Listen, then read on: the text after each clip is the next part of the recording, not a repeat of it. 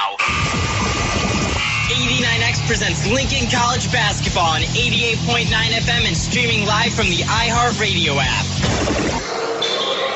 Hi, and welcome back to Gary, Indiana, where game number one, again, was an unfortunate loss there with this Lady Lynx team, but they ran into a great College of the Ozarks team here now, and give them so much credit. They played extremely well there in that one.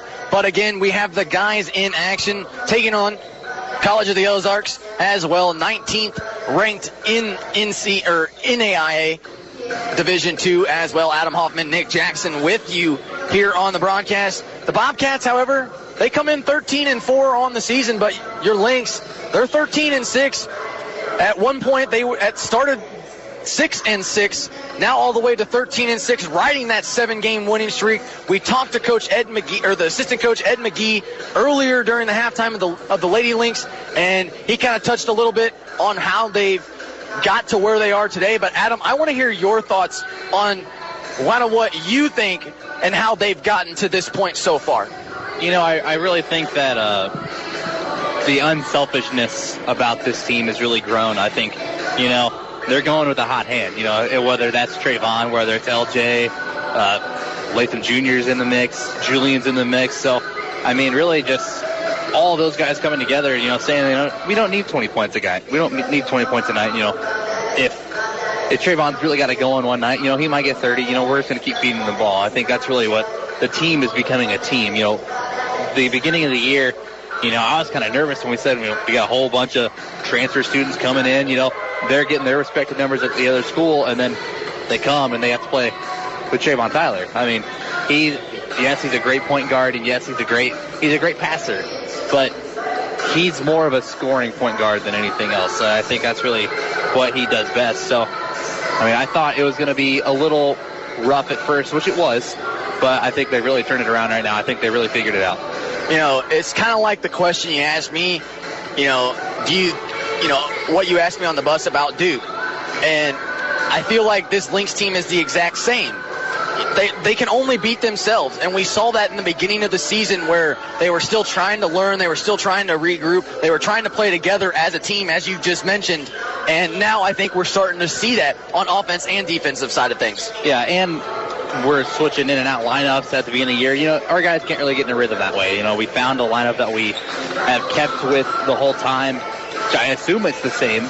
I did not check it. I will do that in a couple minutes and let you kind of just talk. But I think the team is really just going past really what I thought they were capable of. I thought, the team, I never expected 7 wins in a row for them. I thought, you know, we've hit some bumps in the road, especially switching to NAIA. I thought we were going to face, you know, a lot of teams that are like a lot better than us and more prepared for the moment. But, I mean, we're really responding really well.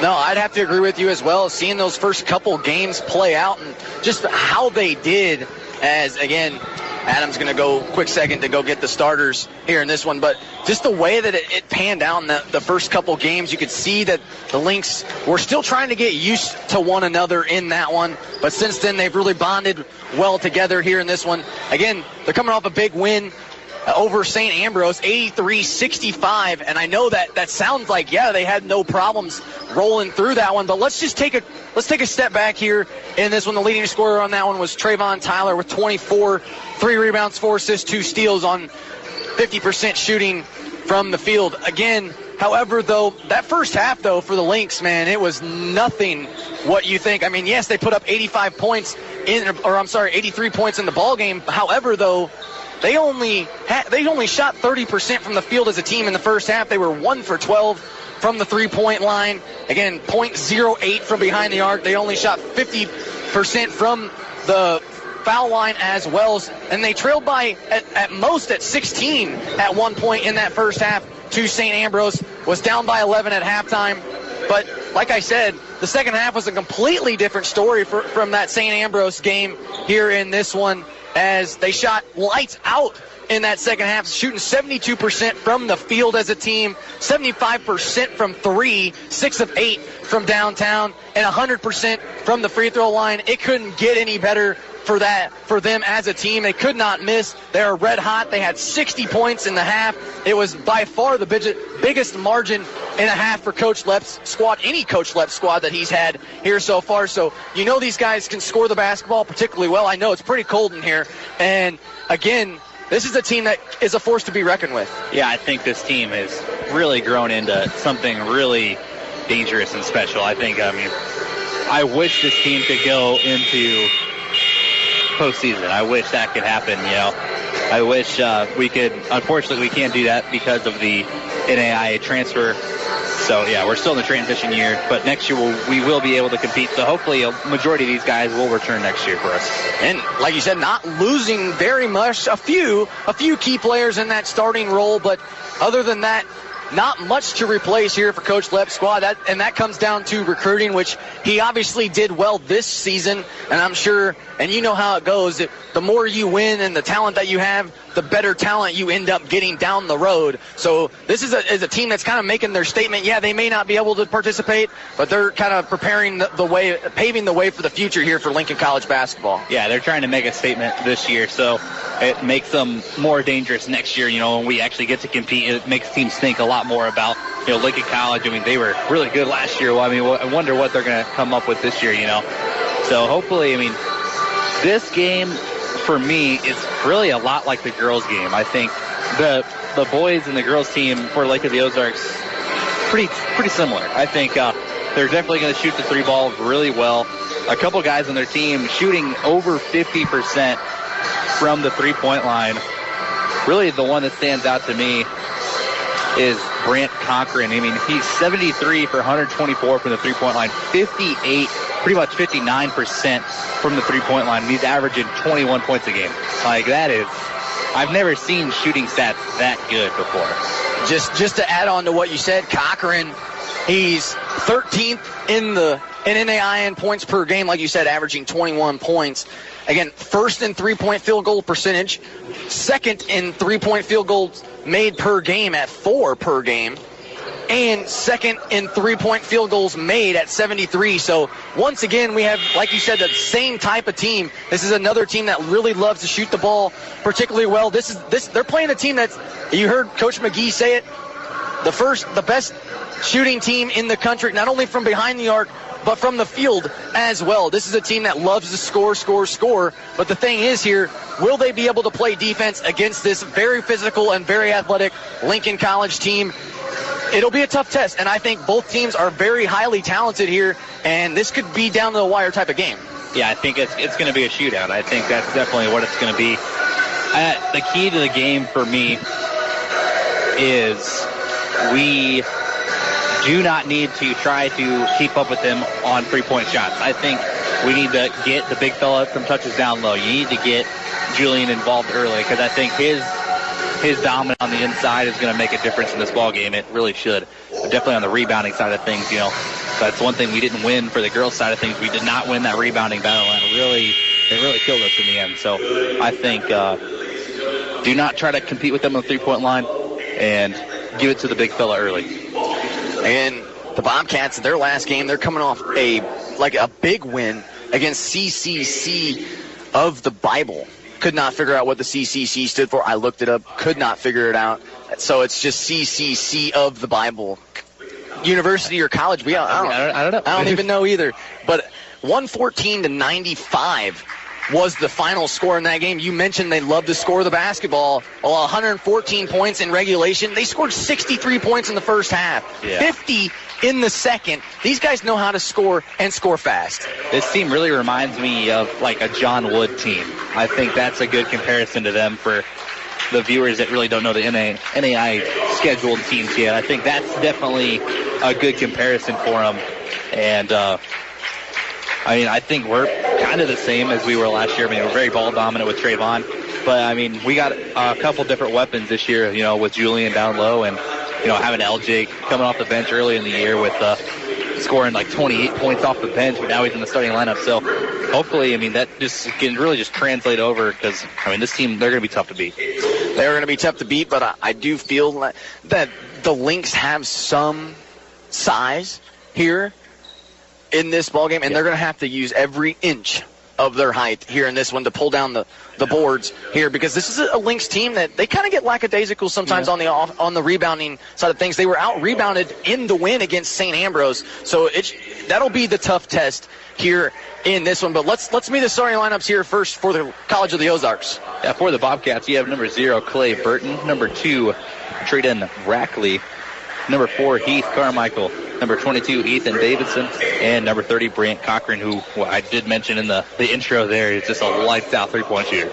He definitely is. And one more thing to add about Cochran, he had 42 points in their win the other night back on January 3rd. He only played 27 minutes and had 42 points, so he can score very quickly as well here in this one. But let's meet the starters here for the Lynx. Nothing has changed here for Coach Leppin. I mean, hey, superstitious, don't change it if it's not broke. Here in this one, 7-game winning streak with these guys, and you're seeing it right now. L.J. Johnson, Montez Crumble, Trayvon Tyler, the starting point guard here for this Lynx squad. Darnell Latham Jr., I love how Coach Lepp's sticking with Darnell Latham even through his times of struggle. I mean, he's not struggling terrible, but not shooting the ball as well as he did earlier in the season. And then Julian Powell here in this one. And before we go any further, I have to say this PA announcer, he came up and talked to us earlier before this basketball game started and wanted to know a few things about the radio and all sorts of stuff like that. I must say he's got a pretty good voice. Yeah, I mean, it's one of the best announcer voices that you could possibly have. I mean, I was thinking about that. You remember last year when we went to Lincoln Land and there was like a little kid? I do. He was about 9 years old. He was doing the PA announcing for him. I always thought that was really cool. That was a cool moment of last year. That was a cool moment.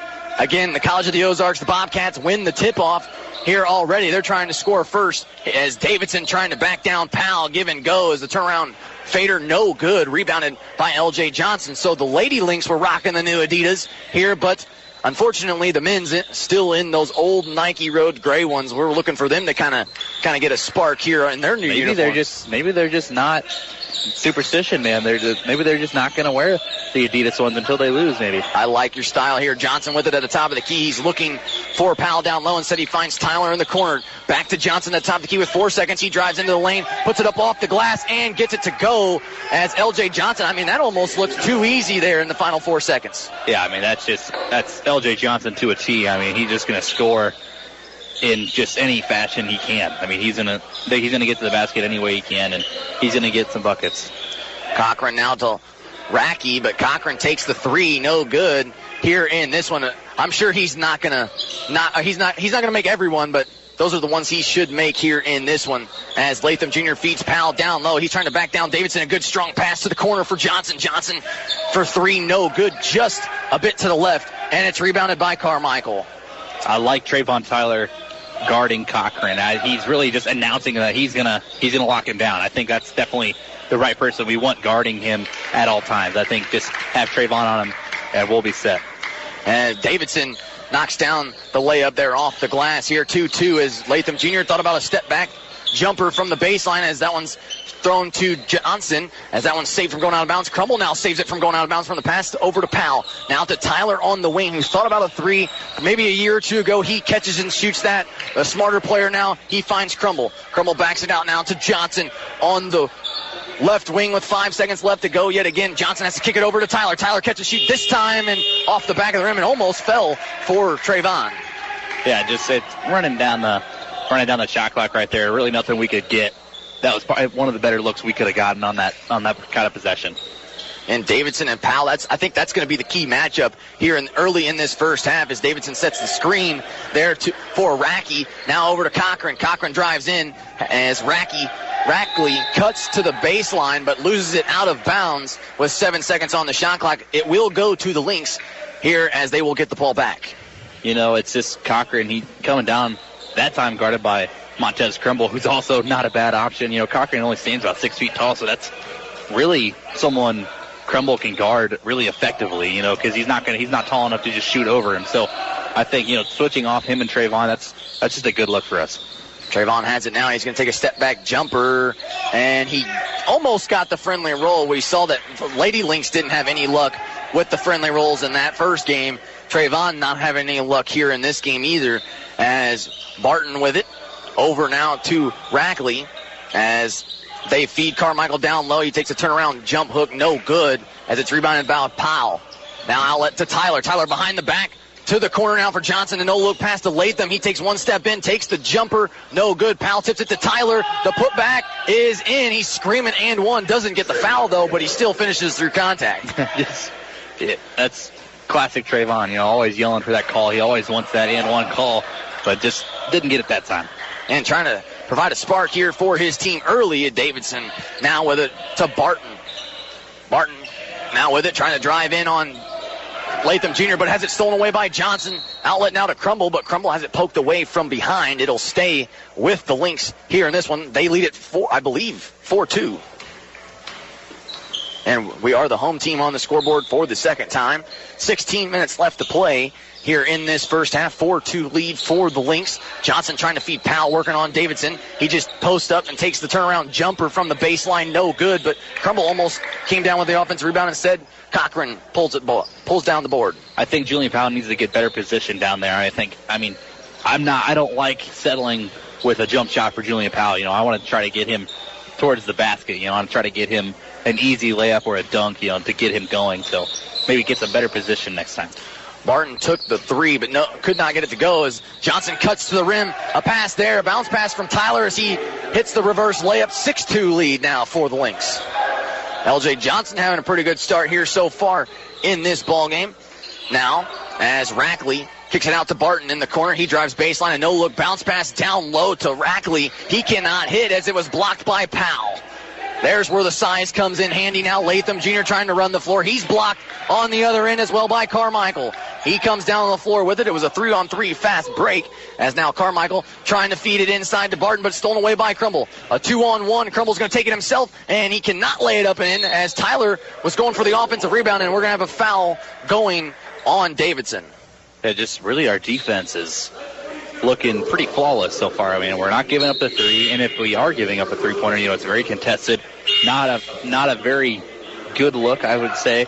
So just our defense is really just coming into form right here, and we're getting a lot of steals and a lot of fast breaks going the other way. J.J. Turner and L.A. Bogan check into the ball game here for their first minutes. Again, I have to say, Turner coming off the bench in the win against St. Ambrose. Normally we talk about how he's a good rebounder and not an inconsistent scorer, as catch and shoot from the corner by Trayvon Tyler, and he knocks it down 9-2 in favor of the Lynx. But Turner had 17 points and 1 rebound the other night. Yeah, he's and they had that huge poster as well. So that was probably J.J. Turner's best game of the season, even if it doesn't show on the rebounding. Davidson takes the three, no good. Turner with the rebound right there. She already matches what he had in St. Ambrose. 1, as it's 9-2. Look for him to get some points on the board as well. L.J. Johnson backing down his man. Just goes right over Cochran with the right hook, and it's up and in. This might be the L.J. Johnson game. I think I have not seen him go off yet. You've seen him go off a couple times. This might be it. Cochran trying to answer. He cannot. Trayvon Tyler, L.J. Johnson look for him to get in his head as Tyler pulls up, takes a mid-range jumper, no good. Powell trying to crash the glass, but could not pull it down. Davidson is there, and the Bobcats going back the opposite direction. Rackley now with it. He's on the right wing, over to the corner. Now for Price. Price drives baseline, bounce passes one to the corner for Cochran. He'll take the three, and this time he's not missing, and that's why he's the number 1 three-point shooter in Division II. 11-5 now the score. 13.5 minutes left to play. L.A. Bogan with the basketball. It finds Tyler in the wing. Over to Johnson. Johnson catch and shoot from downtown. Almost got it to go, but could not, as it is pulled down by Barton. Barton now trying to go coast to coast here, but he's met by Powell with the left hand, and it's denied. Outlet now to Tyler. 11-5 lead now. Tyler goes to the corner now for Bogan. Bogan thought about driving in, feeds Powell, and he'll slam it home. What a pass, though, but now, once again, Coach Lepp going to take a 30-second timeout. I know, Adam, we've talked about this time and time again. It's nothing against Coach Lepp or anything, but is this a right call? I think if anyone needs to call timeout in this situation, it's Ozarks. I think that's definitely who, you gave up a huge block and then a huge dunk with the same guy on one kind of swing of possession right there. So Not sure why we call a timeout. I'm sure there's a reason why. I'm sure he wants to try something right here, which, I mean, I get that. But I think, it kind of kills the momentum a little bit. But one thing I will say, what we've come out and done this game, I think, is really better than anything. We're talking a lot. I think you can hear him through the headset. I think the Bobcats are kind of startled by it. They're kind of scared right now. I think they have not really played the way that they usually play. I haven't seen them play, obviously, but just the way that they were looking on the sheet, this is not how they usually look out here. Davidson with a turnaround jumper, and he knocks it down. I mean, these guys know how to shoot the basketball, so don't count them out too. Just quiet. But I'm with you. This is not the team that I thought was going to come out here. And like you said, they're a little dazed right now. And right now, the gas pedal needs to stay on as Turner feeds Powell down low. Looked like he was fouled. Didn't get the call, though. So, and we're going to go back the other end with the Lynx leading 13-7. And also, Ethan Davidson is leading their team with 25 points per game, also 8 rebounds per game. So look for that in the future here. Rackley knocks down the 3 right there. Cuts the lead down to just 3 here for the Lynx in this one. 12.5 minutes remain in this first half. Powell, Tyler, Turner, Johnson, and Bogan on the floor. Tyler with it in the corner to the top of the key now for Turner. Turner looking for Bogan, who's cutting towards the basket. Instead, he's going to take it himself. It's the friendly roll to go, and it seems like the closer this Lynx team gets to the basket, the better feel they have around the rim. Yeah, their touch is looking good so far. Davidson just trying to take over this game, but Powell doing a good job there on the defensive end. Gets the rebound outlet down to Johnson. Johnson drives in, can't hit, but Turner is there for the tip back. And it's now once a 3-point lead, back up to 7. Yeah, it's just a nice offensive rebound tip back there from J.J. Turner. He's right there. He knows L.J. Johnson's kind of a little out of control going to the basket. He's just there for the rebound. Cochran now over to Carmichael, who thought about a 3, feeds it down low to Davidson, who's double-teamed, but they leave Cochran right open at the top of the key for 3. Somehow he hits the back of the iron just a tad bit off here in that one, as now Tyler pulls it down, feeds Powell, give and go with Turner, and they're going to have an offensive foul there as Cochran stood in there and took the charge there against Julian Powell. It was awfully close to the restricted area. However, though, the official was right there, and it's an offensive foul. And that's one of those calls, again, I've talked about it a couple times, but it's just like Julian, he's just so big, where it's just kind of like, obviously it's going to be an offensive foul on him every time. He's running over a guy that's 6 foot tall. So it's just like his size really overwhelms kind of referees. So he's not going to get a lot of calls. As Carmichael knocks down the 3 from the wing, 17-13 here in this one. And that's really how the Bobcats are going to stay in this game. They're just going to keep shooting the lights out from the perimeter as Turner trying to drive in. He's tipped it back to himself about 4 times. And now Tyrone Wright, who just checked in for Powell, ends up pulling down the offensive rebound. Here, you were pointing at something. You want to say something? Yeah, I wanted Tyrone Wright to get a touch right there. He had good position there on Davidson, but they're going to set something up instead. Tyler now with it at the top of the key from the free throw line. He wanted a foul as Cochran was all over him. They do not call it, though, as it was one of those where he kind of leaned into the foul, as now we're going to have a 3 from the corner. I can't see who that was. I think it was Barton, as he misses almost a good bounce pass there from Bogan, but he was kind of eyeing his man all the way down the court there, and Davidson read it all the way. Here comes Latham Jr. back into the ball game. I didn't really see who he came out for. There he goes, L.J. Johnson. I was going to say, we had 6 men on the court there. Definitely would have been a technical foul if we would have inbounded the ball.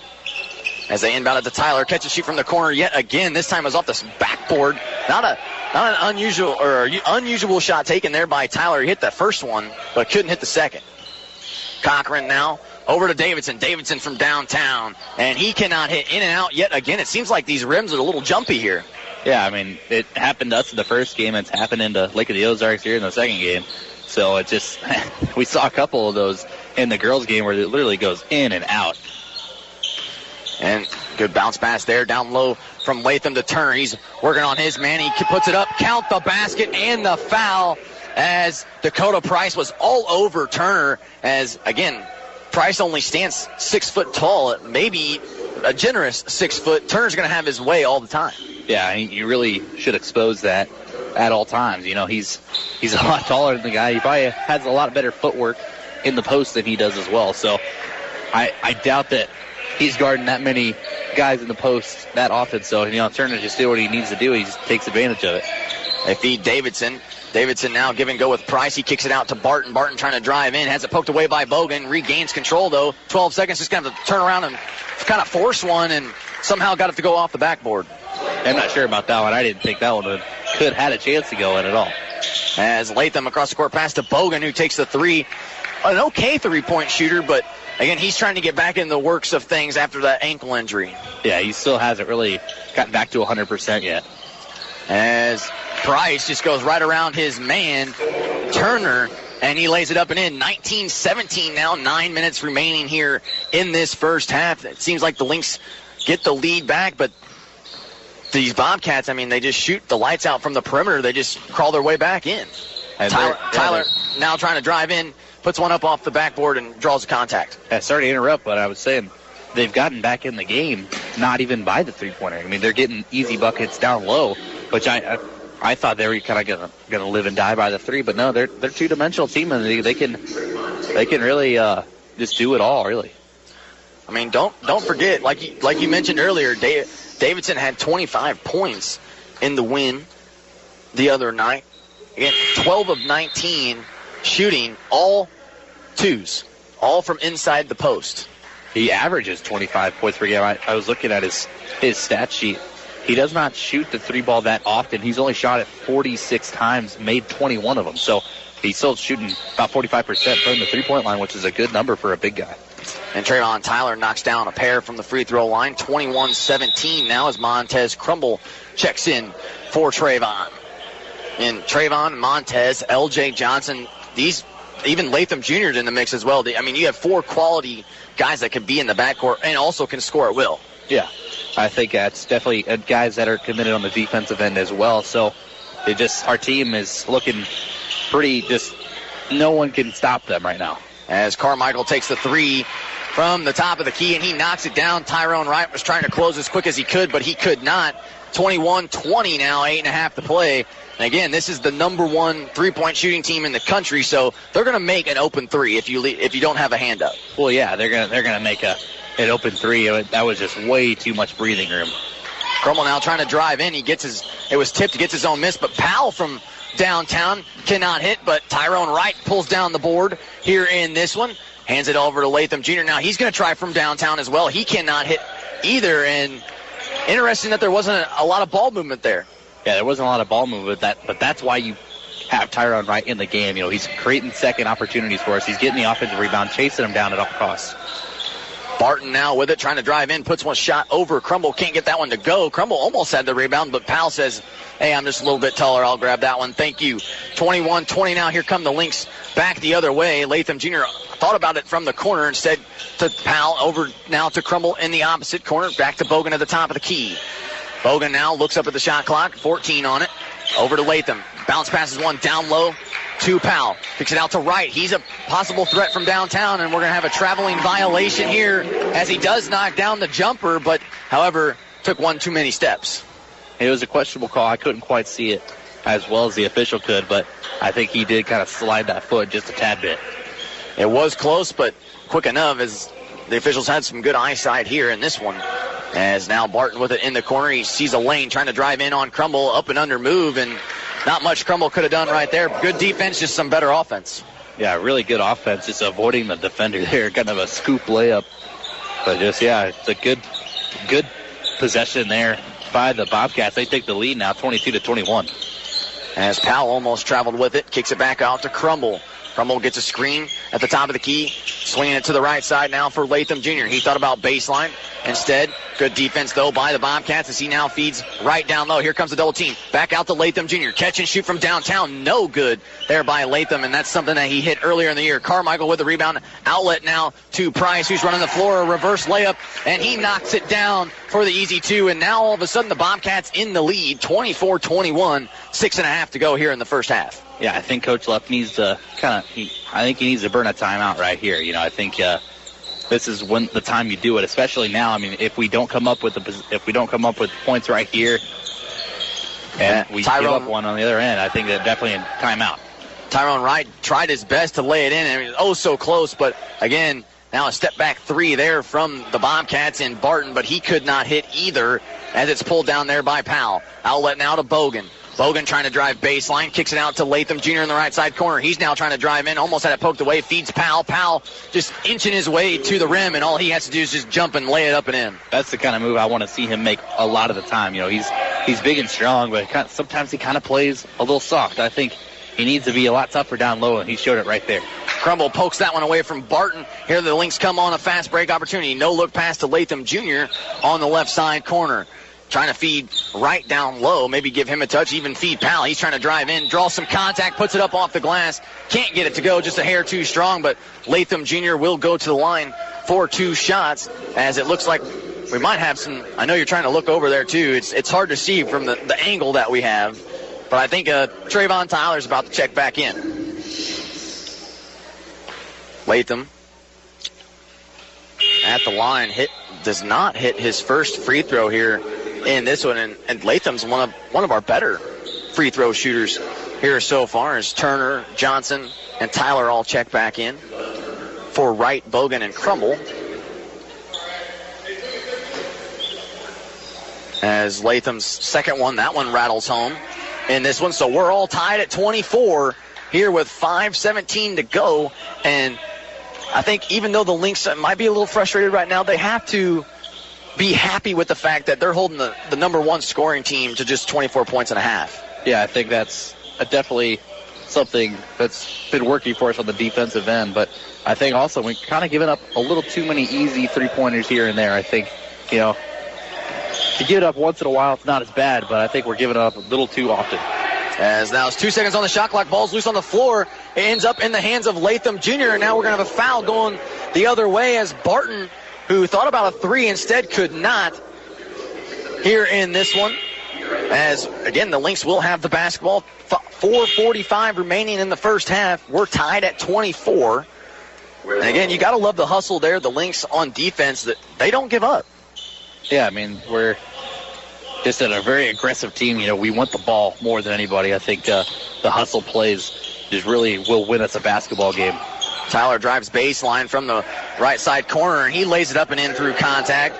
And that's not somebody that the Bobcats want to get going here in the first half, because he's able to take over a game just like that. As that one's poked away, Powell's on the floor. He comes up with it into the hands of Tyler. A baseball pass to Latham Jr. in the corner. Thought about a 3 instead. No. Backs it out to Tyler. Tyler on the wing trying to drive in. Takes a step back. Makes his man miss off the front of the rim and out. That would have been a pretty shot had that one fallen. Instead, here they come back the other way. That is Price. And we're going to have a late whistle. I mean, it was so late that Latham Jr. basically had the rebound. Yeah, he had the rebound. I think it was one of those calls where since he missed, it's a foul. I think that's really what it was, but it was a good defensive play there by L.J. Johnson. You know, he kind of fakes the block, so the guy expects contact, and then when the contact doesn't come, it kind of alters his shot a little bit. That's exactly what he did, but no, they're saying it's a foul now, but only his first foul, nothing to worry about. As Price does knock down the first one here in this one. One more coming, a chance to tie it right here. And he knocks it down as well. Again, this is a very, very good free throw shooting team as well. Again, don't count them out. They're actually third in free throw percentage as a team, shooting 80%. I mean, that's pretty good as an overall squad. 26-26, under 4 minutes to play. Lynx with the basketball. Tyler with it on the wing, faked the 3 over to Latham Jr., who had a shot from the corner, or at the top of the key for 3. He's got Johnson driving in, and as he feeds Powell, and Powell just drives in and slams it home.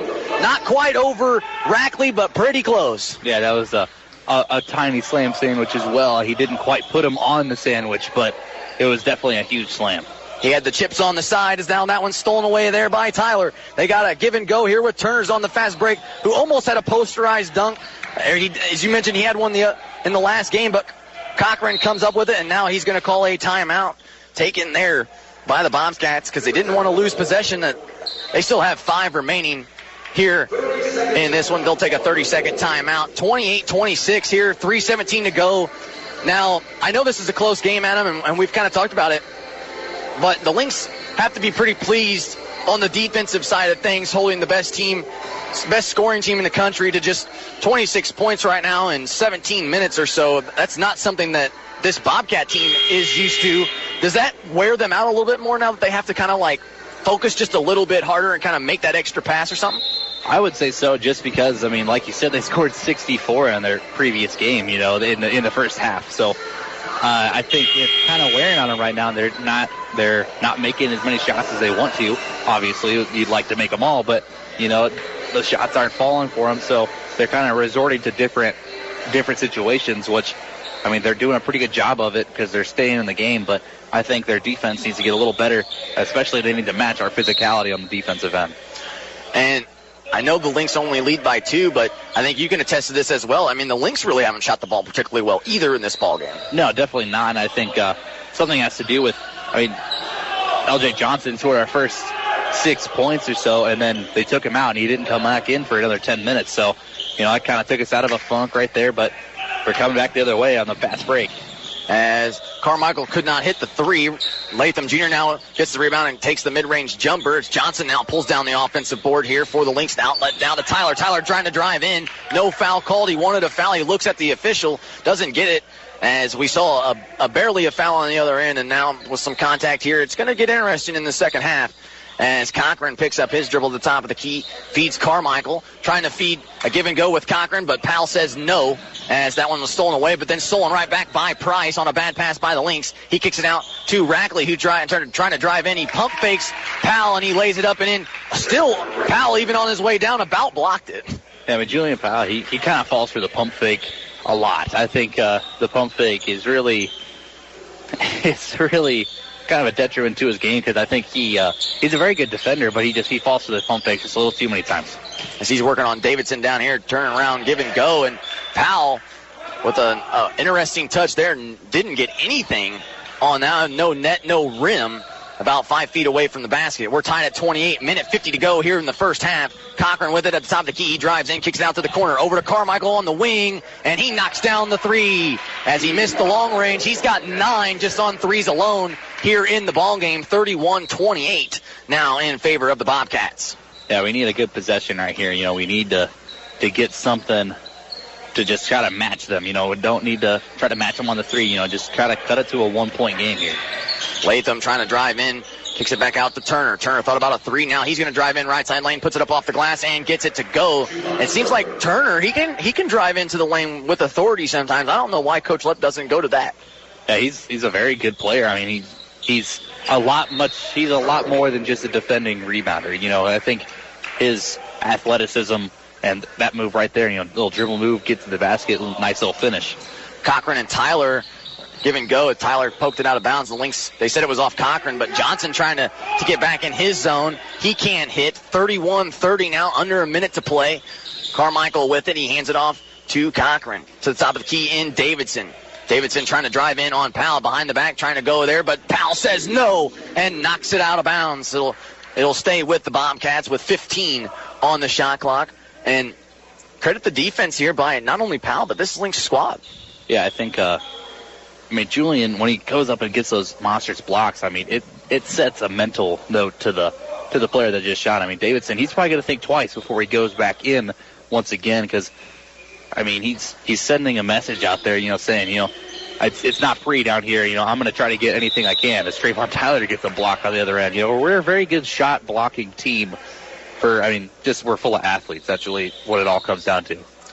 Trayvon Tyler and the official that called the foul on the opposite end on that ticky-tack foul had a word with Trayvon. I mean, it's on the far side, so can't really see what's kind of going on right there. But I mean, we all know that the highlight and the talker of this team is Trayvon Tyler, as they throw it in to Rackley, who gives it to Cochran. Down low to Davidson. 6 seconds on the shot clock. He's going to have to back down. Powell turn around right hook and gets it to go off the back of the iron, and it drops. 33-30 now. 30 seconds remain here. Shot clock turned off as the Lynx will hold for the final shot here in this one. Do you go for the tie, or you just try to get any bucket you can? I think you just try to get a bucket any way you can. So, and if it's a 3, great. If it's not, you know, no need to try to match them. Latham Jr. out to Tyler in the corner. Kicks it back to Latham. He's trying to drive in with 7 seconds right through the lane and splits about 3 defenders. 2 seconds left. They throw it into Cochran. He's going to have to hurry. He throws up a prayer, and it's off the back of the rim. That prayer was almost answered there for the Bobcats in this one, as we have a dogfight here in Gary, Indiana, 33-32. We knew it was going to be this type of game. We just thought it was going to be 53-52 by the end of the first half, not 33-32. But again, both of these teams, quality minutes, not only off the bench, but in the game as well. Again, Adam, what did you see in that first half? Really, the defense is working pretty well for both teams. I think that's really what kept them in the ball game.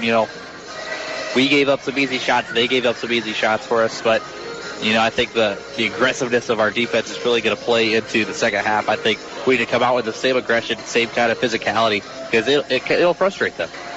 I think you're right as well, and we've seen a few of the dominating plays. I mean, we saw Trayvon Tyler have a block. We saw Powell get a few of them as well. I mean, it seems like the lane is open here for the guys. Latham Jr., Johnson, Tyler, Turner. They're all driving in. Powell's backing down his man, Davidson. But it's just like they can't get some of those shots to fall in this game, and that's why we have a defensive battle. We'll see what happens in that second half here in this one. I'm sure the second half is going to be a much more exciting, and I'm sure there's going to be some more points on the board here. Let both teams go back and regroup, but that's going to do it here at halftime, 33-32 here as the Lynx trail by just 1. As we're going to head to break, we'll see in about 10 minutes or so. You guys are listening to Lincoln College basketball right here on 89X. Discover why Lincoln College is growing. Lincoln College offers a private education at a public university cost in a diverse, welcoming environment. Students enjoy personalized attention in the classroom, as well as plenty of clubs and organizations to round out the college experience. With bachelor and associate degree options, generous scholarships, and now 4-year intercollegiate athletics, it's no wonder why students are choosing Lincoln College. LincolnCollege.edu. We will never fully understand what we've asked of our military service members, of their families or their children, asking them to deploy, patrol, stay on watch, on point, asking them to put themselves in harm's way, to endure it all. But we do understand that it's our turn, our duty, to bring them all the way home, to keep them secure, to have their backs for the rest of their lives. Wounded Warrior Project long-term support programs do whatever it takes to help our most severely ill or injured veterans live independently, at no cost, for life, so that they might stand at ease. Find out how you can help at findwwp.org.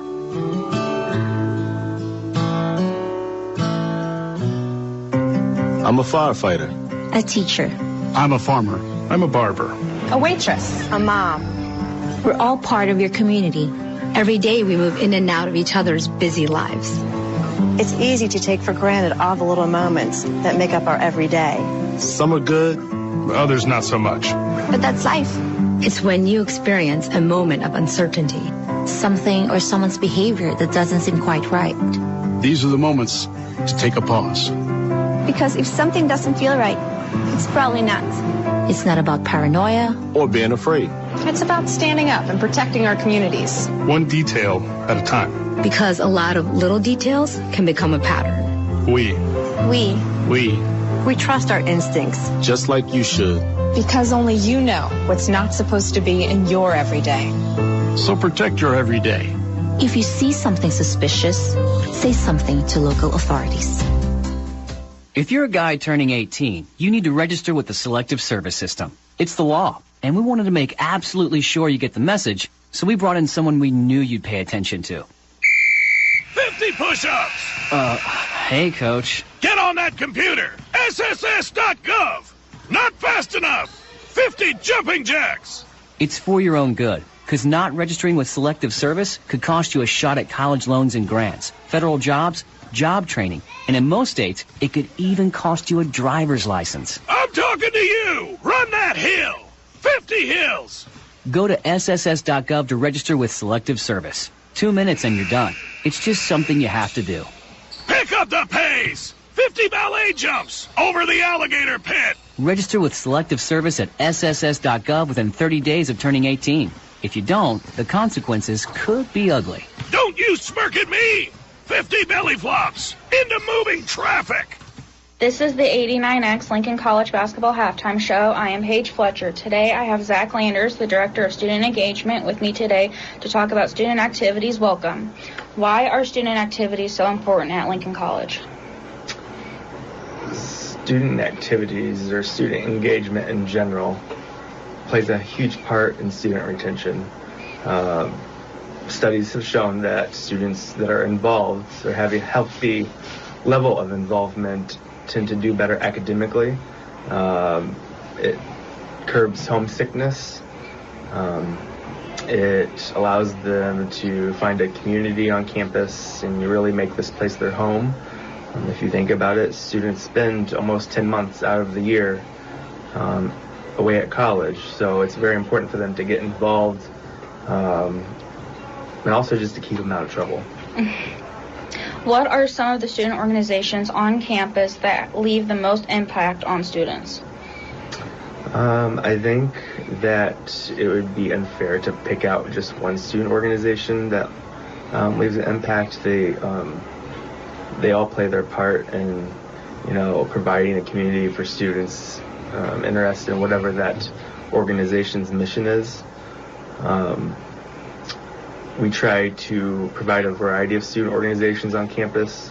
We also encourage students that may not find an organization that they're interested in to start their own organization, which all they need to do is find 5 like-minded members or interested students and a faculty staff advisor, and then they can start their own organization. What are ways that students are informed about student activities at Lincoln College, Zach? We try to use a variety of mediums to communicate what's going on campus. Once a month, I send out a student life calendar to both the students' emails and the faculty and staff. We post flyers around campus. Student organizations, as well as my office and the organizations I advise, use social media to communicate what's going on. So we try to use as much communication as possible and what's affordable for us. So since you have been the student engagement director for many years, how do you believe student activities have impacted students since from the beginning to now? Over the last 3 years, especially when Dr. Gerlach came to campus and we started this transition back to our roots as a 4-year university. Nearly every facet of the campus had to change, including student engagement. So that, we, going from a 2-year to a 4-year institution, we no longer can do programs just for freshman or sophomore students. Now we have to consider programming for upper division students, the juniors and seniors. So just, we use a programming model. So we're using a variety or providing a variety of programs on campus, which, include, social activities and educational activities for students. How do you think student activities can be improved in the future to leave more of an impact on students? The number of activities and the type of activities we have on campus, 90% of the time solely depend on the students' interests and the students stepping up into a leadership role and planning, organizing, and implementing activities on campus. I can plan every and any event possible, but at the end of the day, if it's not coming from students for students, there tends to be, a lack of participation and interest on the students' part when, just a staff member is planning the activities. The students have to be involved and, be active in their own education and inside the classroom and outside the classroom. Alrighty, stay tuned for the second half of today's game coming up next. This is Paige Fletcher. You're listening to Lincoln College Basketball on 89X. I'm Tiffany. I have some tips for you on how to quit smoking like I did. First, I did some reading about it. I found a lot of great advice on how to quit smoking and picked out the ways I thought would work best for me. I started by setting a quit date. Then I threw out my ashtrays, lighters, and matches. I did other things too, like exercising more, and it worked. But I'd still get cravings, especially on long car rides. To help me with that, I put a picture of my mother in my car. She died of lung cancer from smoking cigarettes when I was only 16. Now I have a 16-year-old daughter. That picture of my mother reminds me that I don't want to miss all the things my daughter is going to do in her life, including turning 17. You can quit. For free help, call 1-800-QUIT-NOW. A message from the U.S. Department of Health and Human Services and CDC. We're back here in Gary, Indiana at the University of Indiana Northwest as we have ourselves a good one here. It's going to come down in the next 20 minutes here in game number 2. 33-32 lead for the Bobcats of College of the Ozarks here in this one. And for a team that is the highest scoring team in NAIA Division II in the country, only has 33 points here in this one. Basically about half of what they score in a half. Yeah, I mean, they're not shooting the ball particularly well. They're 5 for 14 from the three-point line, or 35%, so not the greatest. Also, I mean, total field goal percentage, 40%, which isn't bad.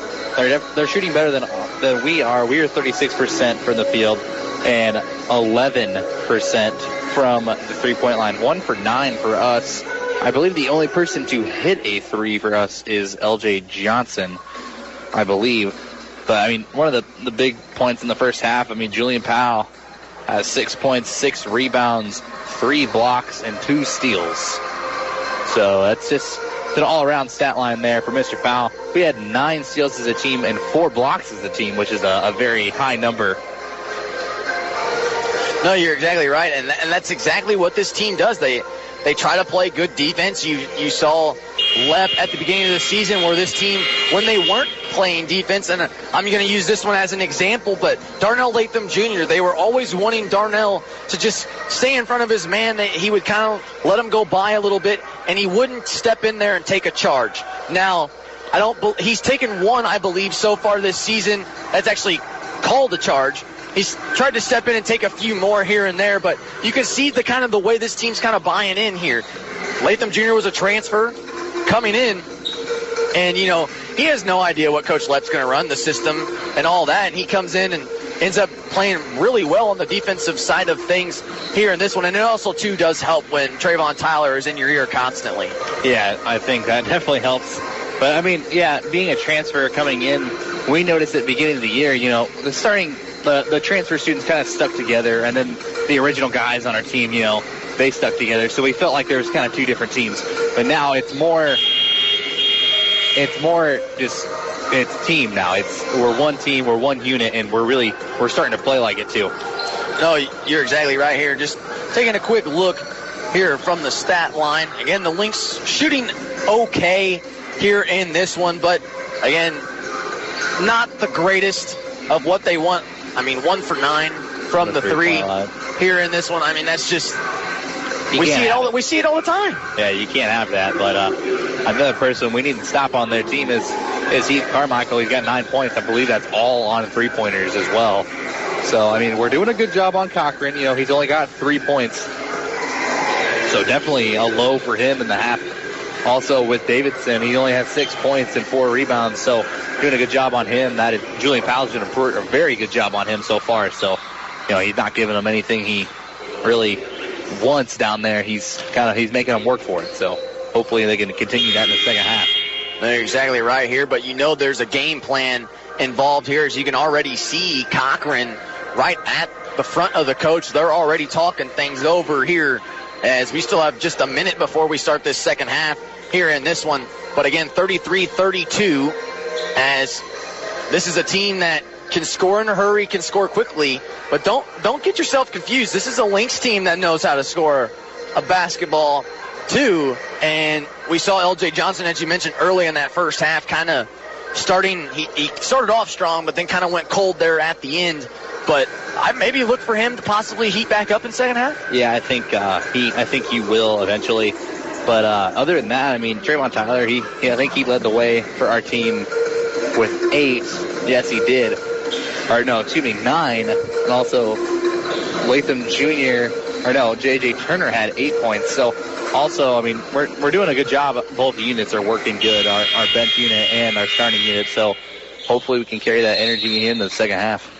All right, here we go. 20 minutes left to play here, 33-32, as the Lynx will have the first possession of this second half. Same starting 5, Tyler, Crumble, Powell, Latham, Jr., and Johnson, as Powell has it, trying to drive in on Davidson. And the big man, he looked physical, but Davidson got a block in return.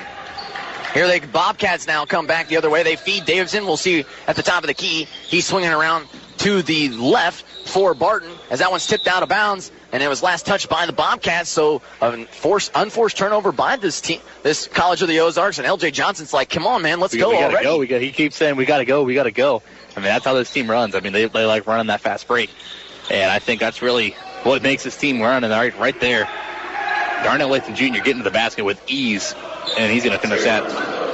Again, 34-33 to Lynx back out in front here in this one, as Cochran down low to Davidson, takes the jumper from the baseline, and that's a pretty shot there. I mean, nothing much Powell could do here. Trayvon Tyler trying to work the pace quickly here. And most of the time you see teams, when they speed up, they usually get more frustrated and more turnovers and more steals, but not this Lynx team, as Latham Jr. tries to drive in, forces kind of one through contact, couldn't get it to go, though, however. But this is a Lynx team that actually plays better fast. Yeah, I think definitely play better fast. This team, they're not built to play slow. That one's tipped in the air by Tyler. Outlet now to Johnson. Behind the back pass. Can't get it to go, but Latham Jr. is there. I'm sure L.J. Johnson wanted a foul, didn't get it. Yeah, he was trying to fake the behind the back pass, and he had the little fancy dribble there and just couldn't make the layup. It was just a tad too strong, but Latham Jr. there to clean up the mess. Rackley now with it, swinging it around the perimeter are the Bobcats. Barton to Carmichael, back down low to Davidson, out to Cochran from the top of the key, and got the little help there from the front of the rim, back to the backboard, and drops there for him. Only his second 3 of the game, so the man who shoots a lot cannot get the job done here today. 38-36 now in favor of the Bobcats. Lynx trying to go for the tie right here. Johnson actually going for the lead, takes the 3 from the top of the key. No, Powell with an offensive rebound, has 4 guys on him, and still up and in. That's exactly how he should play. I mean, he's bigger and stronger than the guys on College of the Ozarks team. I mean, he should be able to get the rebound every time. He could jump out of the gym, so he should be able to get those rebounds anytime he wants. Davidson kicks it over to Barton. Catch and shoot for Cochran. He was feeling it, but cannot hit this one this time, as we're tied at 38. The Lynx going back the other way, looking for the lead. Johnson drives in, kicks it back out to Tyler. Tyler thought about a 3, and now he does. Well, this time he probably should have took the first one, but instead it's rebounded by Cochran. Here they come back the other way, the Bobcats, with 17 minutes left, tied at 38. Cochran now trying to drive in the lane. Saul Powell, and he kicks it back out to Davidson. Swinging around the perimeter is Carmichael. He's left wide open for 3. Cannot get that one to go. That ball's tipped in the air into the hands of L.J. Johnson, as Rackley was almost there. He bounce passes one now to Tyler. Behind the back pass to the corner now. Latham Jr. catch and shoot from downtown, and a laser goes in there for Latham Jr.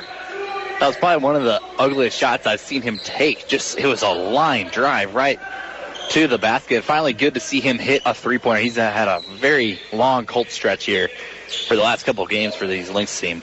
I mean, this Latham Jr. at the beginning of the season was one of those ones where he just touches the basketball and it's going in. Yeah, and then he had the big slump, and then now he's starting to figure out once again.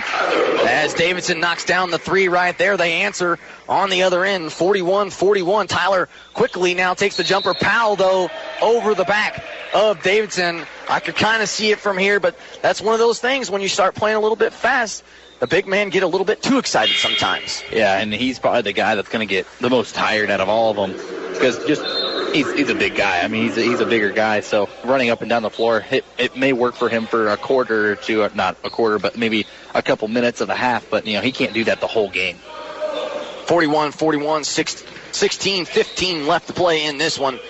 As Barton over to Davidson, and he takes the jumper from the free throw line. This time, Powell wins that battle as he cannot hit. Pulled down by Turner. Turner came in for Montez Crumble. Johnson now with it on the left wing. Bounce passes one down low to Powell. Turn around, spin move quickly right on the catch, and that's what you've been wanting to see here all game. Yeah, he needs to get those, just a nice, simple post move. He's gonna get the defense off target just because of how big he is. So that should open up the lane here for Julian Powell. As Carmichael from the top of the key, no good. And you kind of see this Lynx team as it was rebounded by Tyler. Now to Johnson. Johnson's going to take the jump. The long three, no good. Was way short off the front of the rim and out. But it seems like this Lynx defense, they're willing to give up that long-range three there, as Cochran's going to take one right there, and he knocks it down. Kind of gives a look to Powell, but it seems like they're willing to switch and give up that long three. I don't think the long three is anything we need right now. I think we need to go back to what we were doing. They start doing it right there, a little pick and roll, or just get Powell a touchdown low. If they don't double him, it's trouble.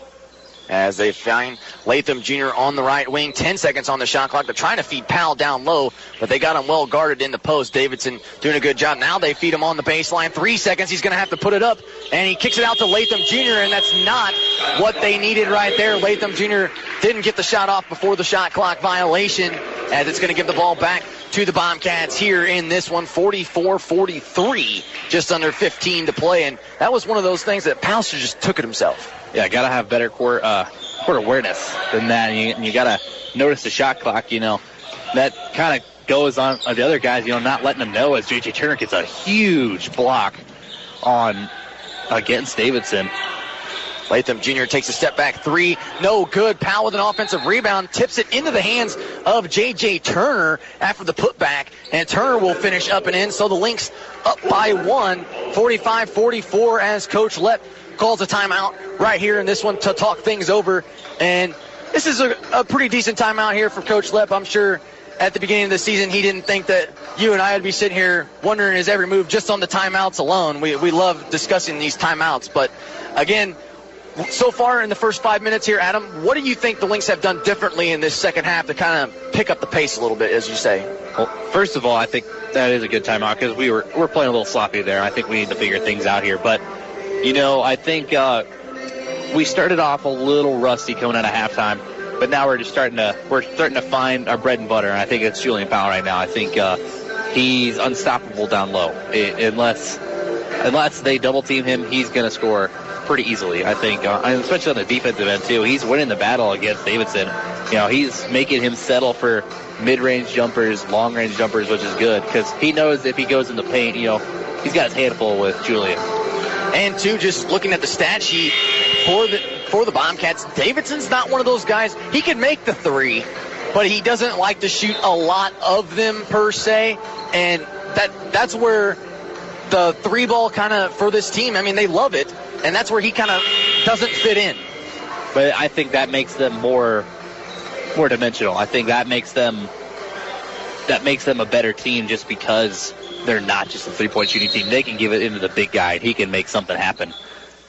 He's definitely a good defender, but I'm sure he hasn't gone up anybody on the size of Julian Powell so far this season, and so far it takes a little bit of adjustment sometimes. It'll definitely take an adjustment period, but he's faring pretty well against Julian. Cochran knocks down the mid-range jumper right there, as they actually ended up putting it on our side, so now they switch it rather quickly. 46-45. Now is Powell down low, turn around right-hand hook, and it is in. And I know you keep giving me the hand here. You want to go to that every time. It's automatic. It's really automatic. Also, DeAndre Freeman checked in on that last break. This is his first minutes of the ball game, so look for him to get a steal maybe here or so. That's a three-pointer there for that is Carmichael, I believe. But yeah, it's simple every time. You need to give Julian the ball. Just give him the ball. He's unstoppable down there. They don't have an answer for him. And only had 6 shots in the win against St. Ambrose. Didn't really play much of a factor. Had 6 points, 8 rebounds here, and I think he's going to exceed that here today. As Freeman with it at the top of the key to Turner. Turner from downtown. He wears number 3. Can't get that one to go, as he did hit the big 3 against Missouri Valley that ended up being the game winner down the stretch. 49-47 now as the Bobcats lead, and they have the basketball with 13 minutes remaining. Here, Davidson with it at the top of the key. Give and go with Carmichael, and now we have a foul as Turner had it stolen away, and that is the most interesting call I've ever seen here. Adam, walk us through this here. I don't know about that one. I think that's a questionable call. But I'm not really sure how that one was a foul on JJ. He's going after the ball, and he just happened to get held. So I'm not sure how that's a foul on him. I completely agree that it was a backdoor cut by Cochran, and the pass was just thrown a little bit too far. Turner was the one that actually touched it first. JJ read it. He read the play. I mean, he read it perfectly. He knew exactly what they were doing, so he beat him to the play, and they threw it right to him, and he touched the ball, and then he got pushed away, but it was a foul on Turner. I mean, when Cochran's standing on the baseline down here smiling with the official, you know that he got away with one right there, and Cochran's a smart enough player to realize it as well. Yeah, he's gonna try to score right here. He does. He takes the jumper, but it goes over the backboard and out of bounds. And again, this is where the Lynx need to capitalize right here, looking for the tie, or we still maybe trying. I know you said you didn't want to match their threes, but you got a couple 3-point shooters out there. Maybe if Tyler gets the open look. Yeah, if he gets an open look, definitely. We cannot turn the ball over right there. We about did it, but probably just give Powell another touch. I mean, they can't stop him. They got him right there. Feeds Powell, but it somehow is poked away, but Turner gets it right back. Turnaround right-hand hook almost went in for the Lynx, but instead Turner will go to the free throw line as Cochran will pick up his foul on the other end. Yeah, so just it all evens out in the end, really. Do you think they can hear us talking? Well, since we're sitting so close to this baseline right here? Yeah, I think so. I think I keep getting their reactions. They keep looking at us and like putting their hands up. We saw it a couple times during the girls' game with the guys' team as well when they first walked in.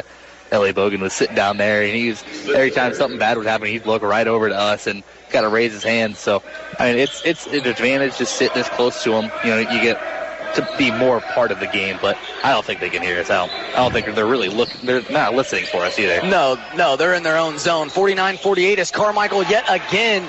You keep leaving this kid open, and he's going to keep knocking them down. Like you said, he had 9 in the first half with all threes. I think he's got 6 already here in the first 7 minutes.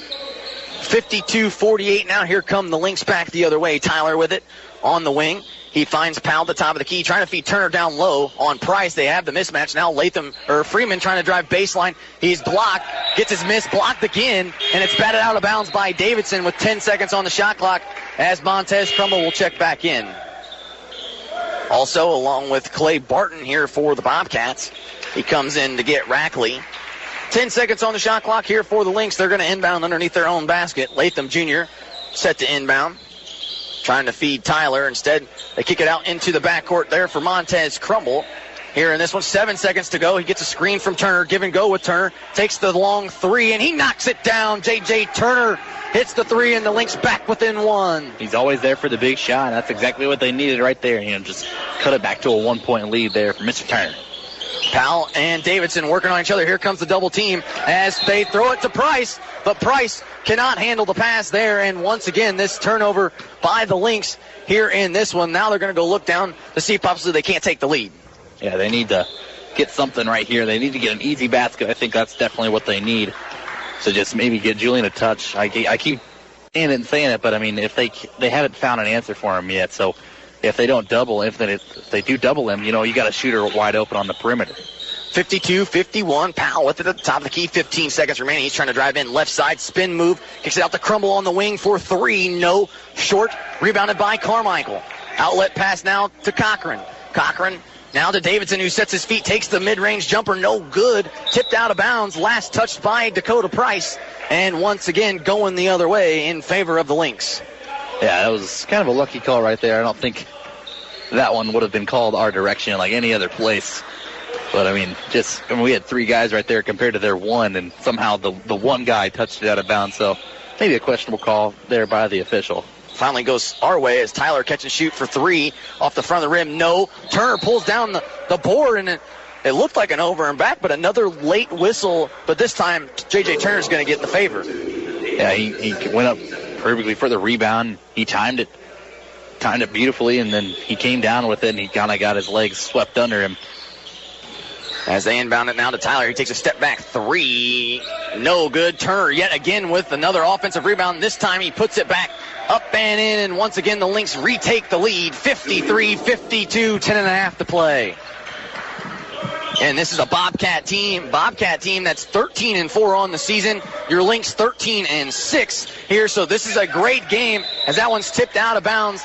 Last touched by Cochran here in this one. As I have the basketball right now. That's a first. Here, I know. You threw that in there. I had to, man. I had to. It's a beautiful pass to you. It really was. Thank you. Do I get the assist to JJ? Yeah, maybe. Maybe. Well, it depends. Either way, the Lynx going back the other way. They have the lead, 53-52. Turner trying to back down his man Price, trying to kick it to the corner for Tyler, but Tyler's moving around the perimeter, and now we have a tipped pass yet again. So they are going to say stay right here. And I have to admit, the College of the Ozarks, their fans travel here. They're letting these officials know as Tyler catch and shoot off the inbounds, and this time he knocks down the 3. 56-52 here in this one as that Lynx bench starting to get wild up now. Barton with it, hands it off to Dakota Price. Back to Davidson. Davidson to the top of the key now for Barton. Over to Cochran. Down low to Davidson, but it's tipped out of bounds this time. Going right at us, and once again, this time, Adam, you get the nice little assist there. Jam my finger, too. It kind of caught my hand underneath the table right here. I was not able to get a hand on the ball. 56-52. We both have an assist in this game, but Cochran catch and shoot from downtown. He hits it from the corner, and you knew he wasn't going to stay quiet for long. Yeah, I shouldn't have touched the ball. That's why he made it. That's got to be it. My shooting skill kind of rubbed off on the ball. If I have any anymore, I'm not sure. Cochran sure seems to think so. 56-55. Powell goes in for it. He can't hit close to the rim. And once again, Carmichael pulls down the board here for the Bobcats. 1 point lead here for the Lynx. 9:20 left to go here. Again, Carmichael on Powell. That's an interesting choice. As Cochran yet again takes the mid-range jumper. He's hit his last 2 here in this one, and all of a sudden the big man's starting to heat up. Yeah, you gotta defend him better. I think you gotta put Trayvon Tyler back on him because he was very quiet when Trayvon was guarding him. So you just need to get him back on him. Just limit the breathing space, really. As that pass there from by Powell is saved. Somehow did not get into the backcourt for a backcourt violation as Tyler once again from the wing has to just throw it up with 9 seconds. And he hits from downtown. Trayvon Tyler shows that he's got ice in his veins. And I think this is going to be a Cochran-Tyler show here in the next 8.5 minutes. Yeah, I thought that's how it's going to be the whole game. I think, as soon as I saw Cochran hit that 3 and kind of give Trayvon a look, I knew I was like, he's going to come down here at the other end. He's going to shoot one again. But, yeah, he's winning the battle right now. And, Trayvon Tyler, I know it seems like I say this all the time in every broadcast, but I don't think people realize how much better Trayvon plays when people badmouth him on the court or try to get in his head, for that matter. Or when people really, Trayvon, he starts it sometimes. To anybody that's not a Lincoln College alum or someone that goes to the school or roots for the team, he's a villain. Oh, yes, he's the team villain. No one really likes him just because of how good he is and how he plays the game. He's very talkative and he's very physical. So, when he hears other teams, Nick loses the headset right here. I'm not really sure what happened, but, when they try to get into his head, like you said, he plays better. And they really need to stop trying to do that. Yeah, they do. I don't even know how my headset just fell off my head. I didn't even touch it. You throw your hands up because of the call, and then it was a foul on J.J. Turner. It was only his second foul. Maybe this is where my hat doesn't come in handy, and I need to start taking that off. Yeah, you need to start taking that off, especially because you got the haircut. You like my haircut, don't you? Yeah, it looks a lot better than the locks that you had going. 59-57 here 8.5 left to play here in this one. And I don't know what exactly. I just heard somebody in the crowd say something about how the officials were for the Lynx. I don't know about all that. It seems like a pretty close game here, pretty fair, as Cochran to Davidson, down low to Price, who cuts to the basket, and he lays it up and in. So once again, this is a College of the Ozarks team that travels. Their fans travel. I mean, they got the whole side of the bench here just to our left. They're cheering on their team as we're tied at 59. Latham Jr. now trying to answer from downtown. No, off the back of the rim and out. Crumble pulls down the board, has Tyler in the corner, feeds Turner down low, give and go, and he lays it up and in for the 2. Very nice play there from Crumble, keeping the possession alive, chasing down the long rebound, and just beautiful pass there to J.J. Turner. 61-59. Davidson thought about it. Instead kicks it back out to the top of the key for Cochran. Now over to Davidson from downtown, and he hits once again as well. So, again, this could be a back-and-forth type of game from behind the arc. 7.5 to play as the Bobcats lead by 1. 62-61. Lynx trying to answer. Crumble with it at the top of the key. Over to Latham Jr. now in the corner. He thought about baseline. Instead, kicks it back out to Tyler. Tyler from the left wing this time. No good. Needs to stay over on the right side as Bobcats pull down the board. 62-61. 7:15 to go here in this one. Cochran with it. He's starting to heat up here in the second half. He pulls from downtown. No good. Way off that time as Latham Jr. gets the rebound here. Junior going to bring it up the floor, sees a lane, and goes right through it and lays it up and in on the right side off the glass. It's a solid move there by Latham Jr. Just, he knows he's going one-on-one against the guy, and no one can really keep him in front. So he just takes advantage and just goes right to the basket. 63-62, Lynx lead by 1. Carmichael with it at the top of the key, down low to Davidson. And now we have a foul going against the Lynx here in this one. And it seems like every time they call a foul now against the Lynx, this cheering section over here just gets louder and louder.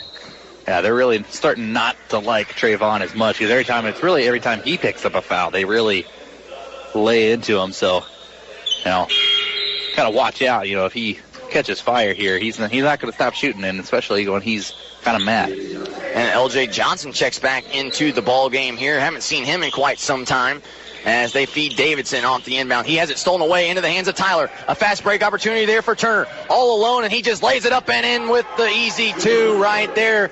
Might have been some contact, actually, by L.J. Johnson. Might have knocked him to the ground.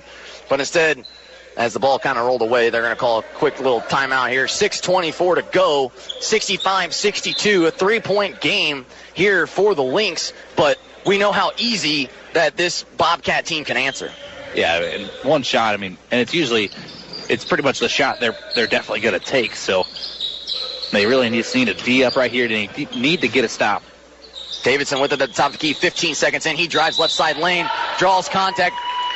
Almost had an and-one opportunity there, but instead Powell fouls him hard enough, so he'll go to the line for 2 shots. Really was a good move there by Davidson. He knows that he's probably a little quicker than Julian, so he just tries to put it on the ground and just try to go around him. And 65-62, Davidson misses the first here of 2 in this one. Again, that's Powell's 3rd, by the way, 6th team, so Powell going to have to start being a little bit more careful down low. Yeah, I'd like to see Tyron Wright maybe get a few minutes here. He was doing a pretty good job on Davidson, and he's also a pretty solid rebounder down there, too, so I think he is a pretty juicy option here for Julian if he gets into more foul trouble. And Wright, don't count him out. He's got that long-range weapon from time to time as well. He can shoot the long ball. As Turner feeds Powell down low, has it poked away. Ball's loose on the floor. Cochran comes up with it, trying to feed it to Price. It's saved by Carmichael. He's going to catch and shoot from downtown. No good. Kind of rushed that one a little bit as Johnson pulls down the board for the Lynx. 65-63, 5.5 to play here in Gary, Indiana at the University of Indiana Northwest. The Lynx have the lead and the basketball as they bounce past 1. Now to Powell. He stands right at the top of the key. The screen there as he feeds Johnson. Johnson trying to drive in, puts up a floater off the back of the rim and out. Tips it to himself is Powell, and he finishes through contact right there. 67-63. Now it's the Bobcats' turn to try to answer, but they're going to call a quick timeout here. It's called by Price. They call a full timeout. Now, Adam, we knew this one was going to be a barn burner. I don't think this one is even close to being done. and even close to being trading baskets and trading leads. 67-63 lead here for the Lynx, but what do they have to do these next 5 minutes, not only to stay in the lead, but come out with the win as well? I think you got to keep feeding the big fella. I think it's his presence is throwing them off. I think, just that last play, he goes right at it, gets his own rebound, gets a putback, very easily could have been an and one, but then their coach, I can't see his name right now, Steve Shepard, he just kind of put his arms up like, what are you going to do? Like, he's big, he's strong, he's athletic, so I think you keep feeding him, because sooner or later they're going to start doubling him, because he's an instant bucket if you don't double him. So that'll open up someone on the perimeter, so you need to get some three-point shooters in the game for us. I think also as well, to kind of piggyback off of that, you also see J.J. Turner starting to get into the paint as well, and maybe that's why we're not seeing much of Tyrone Wright. But, you possibly could go three bigs in there to get all these offensive rebounds, because they're getting their fair share of offensive rebounds as well. And J.J. can play a wing, and usually when he's down in the post, he has a guy that's 6 foot tall guarding him. So, give him the ball, he falls into the category of the big fella, because he's big in this game. Because he's a big guy in this kind of ball game when they're playing pretty much 5 guards or 4 guards with 1 post player. Now, real quickly here, it's going to come down to Cochran. How can you stop him here in the next 5 minutes? Just don't give him an open look. I think it's simple as that. Just kind of face guard him. Don't let him even touch the ball. As Carmichael back over to Davidson to Price in the corner. He drives baseline. It's double teamed. It's actually tipped away. Somehow finds Latham Jr. I don't know how J.J. Turner stayed in bounds right there. I have no idea either. I couldn't even really see it.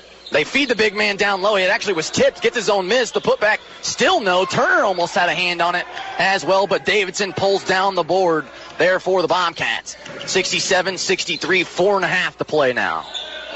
Davidson over to Cochran. Cochran trying to drive in. Takes a spin around jumper and gets it to go. That's why he's their best shooter, because he makes shots like that. He's why he's the guy on that team, and he makes that team run along with Davidson. So when he doesn't have his stuff rolling, Cochran's got to pull up the slack, and he's got to play better. As they're trying to feed Turner down low, but the double team was there all the way. They read it as they've kind of been going to it a little too much here, as they leave Rackley open for three, and he knocks it down. 68-67 now in favor of the Bobcats. Tyler trying to work quickly here, driving in, count the basket and the foul, as Trayvon Tyler threw 4 Bobcats, gets it to go and gets the +1. And he's playing to the crowd too. You could tell after that one, he's kind of pointing at the scoreboard. He's looking for the crowd to kind of cheer him on a little bit. I'm curious to see how many points he has, because he's had quite a bit this second half. He does miss the free throw, though. That's usually the Trayvon Tyler. He starts talking and starts chirping here in this one, and then all of a sudden misses that one as Price drives baseline, kicks it out to Cochran. 69-68 now. Cochran with it over to Carmichael at the top of the key. He drives in left side lane, bounce passes one down low to Price, who looked to be fouled, and that gets the crowd a little restless here in this one. Rebounded by Powell. Now let down to Tyler. Tyler trying to drive in on the wing, kicks it back out to Turner at the top of the key. Thought about a 3, trying to feed Powell down low. Instead, he's going to take it himself, drives right in. No foul called as he's hit to the floor.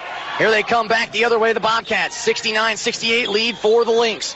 Cochran going to slow the pace up now, 3:15 to play. Davidson give and go with Cochran over to Carmichael. Carmichael faked the 3, instead drives, but he's poked away by L.J. Johnson. And it's interesting choice there. Nobody really agreed, but L.J. kind of blowing some steam, would you say?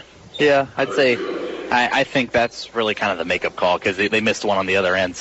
Or they missed one down here, the previous play, when I think Julian Powell probably fouled the guy. But they didn't call it. The crowd wanted it, but, that was the one they probably should have let go.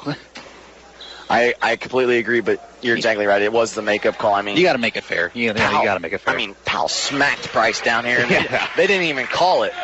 As Turner trying to just get it in, and it was almost another illegal violation right there, but luckily it was not. 70-69 now in favor of the Bobcats. I'd love to see how many times this lead has changed, because I'm sure it's quite a few. L.J. Johnson now sees a lane, tries to lob it up for Powell, and it would have been a slam sandwich, but however, Davidson had to foul. Yeah, it's either you foul and put him at the line, or you get a slam and probably momentum. So it's either way. And also I checked the scoreboard. Trayvon has 20 points. I believe Julian might have 17, something like that. So a very solid game for him as well. Make it 18. Yeah, make it 18 as he knocks down the free throw. And now the official's going to make him tuck in his jersey here. But again, this is a Lynx team that you start coming down the stretch here, and they somehow find a way to kind of grind together and win this together. See if they can do it. They lead by 71-70, 2:45 to go. Carmichael in the corner as he's guarded by Powell real closely. And that's an interesting choice here. Turner now on Davidson. He's trying to back his man down. Here comes the double team. There's Johnson. It looked like a travel. He takes a turnaround jumper and got it to go right there in this one. Again, Steve Shepard didn't like it, but he'll take it. 72-71 now as they feed Powell down low yet again. And this time, like you said, there might have been the other makeup call. You wanted to push off down here. This time, Davidson's picking it up on the other end. That's his fourth foul as well. So one more and he is gone. That's a big scoring threat that now, and a pretty big defender as well that has to play vulnerable right now. So they throw it into Tyler. Tyler off the catch and shoot, no good. Powell almost corralled the rebound there, but he wasn't ready for it there. And like you said, I mean, they have nobody the size of Powell except for Davidson. I mean, he's the only one that's kind of the same size there. So if he fouls out, you have to go really small here for the Bobcats as we have a timeout taken here on the floor. 72-71. Adam, this is going to be a crazy game. Lead's gone back and forth. Here in the next 2 minutes and 15 seconds, what is going to happen, and what do both teams have to do? Got to play smart. You definitely have to play smart. No dumb fouls. If you're the Bobcats, you know, Davidson cannot foul out.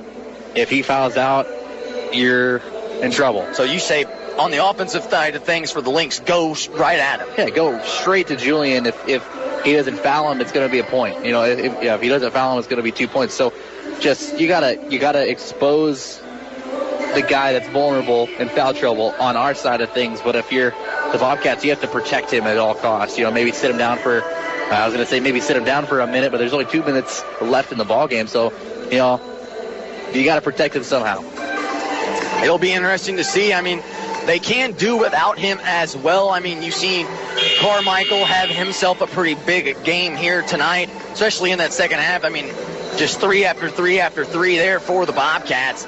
I mean, Cochran also starting to have a little bit better of a second half as well. Kind of cooled off a little bit. One thing, though, I've noticed, L.J. Johnson hasn't played much this second half, but you notice in the last 5 minutes, he comes back in the ballgame, and I guarantee you he plays these next 2. Yeah, he's our clutch player, definitely. Going back to that, like the William Penn game is really when L.J. Johnson got put on the map here at the college. We didn't know much about him at all. You know, he didn't dress our first couple games because of not eligibility, because of the transfer rules, but then he was able to play, and he hit some big shots in that game, and that really put him on the map for us. Playing some good defense right here, watching him cover as Davidson gives it to Carmichael, and Carmichael knocks it down. I mean, what can you say? This kid is just on fire right now. I don't even know if he's missed very many here in the second half. He's hit a lot. 75-71, minute 45 to go here. The Lynx kind of need a basket. LJ has the lane as he cannot hit. Wanted contact, doesn't get it here. And here come the Bobcats back the other way. Minute 37 to go as Carmichael has it in the corner. He's guarded by Turner.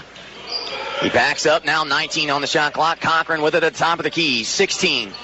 As he drives in over to Rackley, makes his man miss, kicks it back over to Cochran. He takes the 3 this time. He cannot hit. Long rebound into the hands of Tyler. Tyler now trying to push the paces. Cochran is going to be the man on Powell. Davidson has L.J. Johnson, in case you were wondering, as Tyler now has it for the Lynx.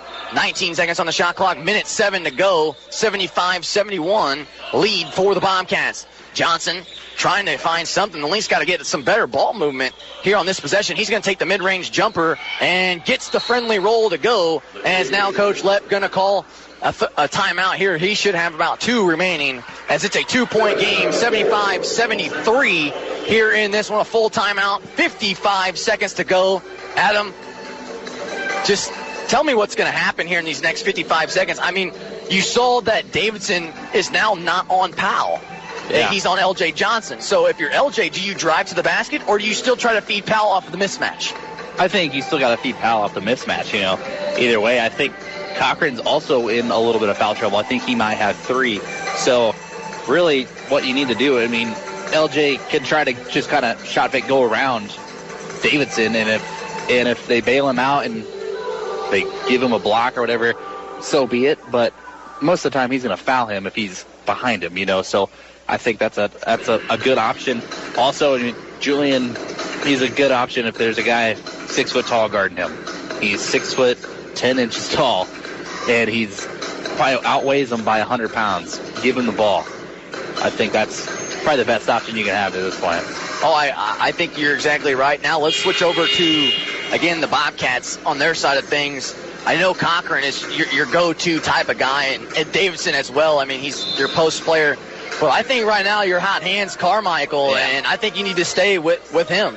I also checked his stats. He shoots the 3 ball at 52%, and he's only shot 116 of them, made 61. So he is also a fire shooter as well. So he's definitely a guy that we cannot give an open look to. I think he probably has maybe almost 5 3-pointers this game. It seems like it. It seems like he's been lights out. I was going to say, he has to have about 4 or 5 of them here in this one. 75-73 here. 43 seconds remain as the Bobcats have the basketball. Cochran now with it.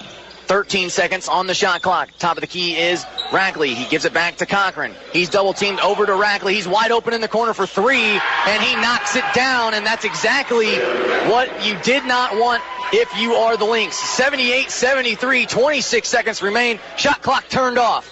Tyler now with it on the right side corner. Thought about a step-back 3. He's going to have to get rid of it. He feeds Powell. Powell will slam it home underneath and take what you can get, as it's now back to a 3-point game, still in favor of the Bobcats. 18.5 seconds remain here in this one, and it has been a barn burner here so far. And either way, at this point, in the next 18 seconds, it was a good game on both sides. Yeah, it really was. Going back to that play where Rackley hit that 3-pointer, I mean, Tyler is making a commitment. He's going to guard Cochran. So you don't need, I believe it was Darnell Latham Jr. trying to help on him, but I mean, Cochran's a smart basketball player. He's going to find the open man, but I mean, you got to fight through that. You just got to get to your man. If Tyler says that he has Cochran, you know, don't help him. He has him. Just don't worry about it. Get your own guy, or else that 3 probably wouldn't have happened. I agree, and it's kind of, you've seen that just a little bit sometimes here, not just in this half, but in the first half as well. We saw a little bit of the miscommunication. That's how Carmichael got his points going in that first half, just because they're standing all alone in the corner or from the top of the key, and this is a team that shoots the best in the country from behind the arc. So if you give them any glimpse of a wide open shot, they're going to knock it down. Yeah, you can't give them any breathing room whatsoever.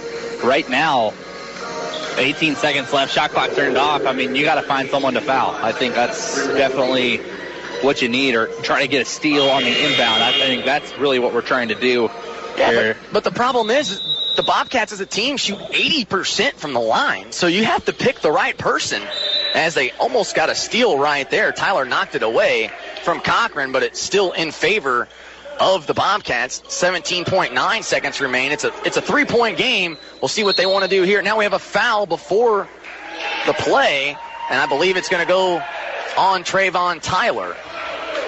Tyler's trying to plead his case that Cochran was trying to push it off on him, as Tyler picks up his 3rd there.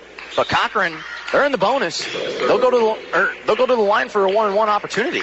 Yeah, you just got to hope for a miss. That's really all it is. You got to hope for a miss. And now, again, Steve Shepard wants to talk things over one more time here in this one to just set up what they want to do here in the next 17 seconds. Are they going to foul? Are they not? Here in this one, I don't think it's quite over yet, but if Cochran knocks down this first one, the Lynx going to have to go quickly here and look for the 3. Yeah, you got to look for the 3 or a quick 2 and then an immediate foul. Either way, you got to hope for a miss right here, and then you got to try to find an open shot. I mean, that's all you can hope for right here. I'm sure Coach Lepp is drawing up something real nice for him if he probably has a couple situations. If he makes both of them, you're going to come down here and do this, and you're going to foul, or else. But, if he makes both of these free throws, I'd have to say it's probably all but over. I think that would probably be the dagger.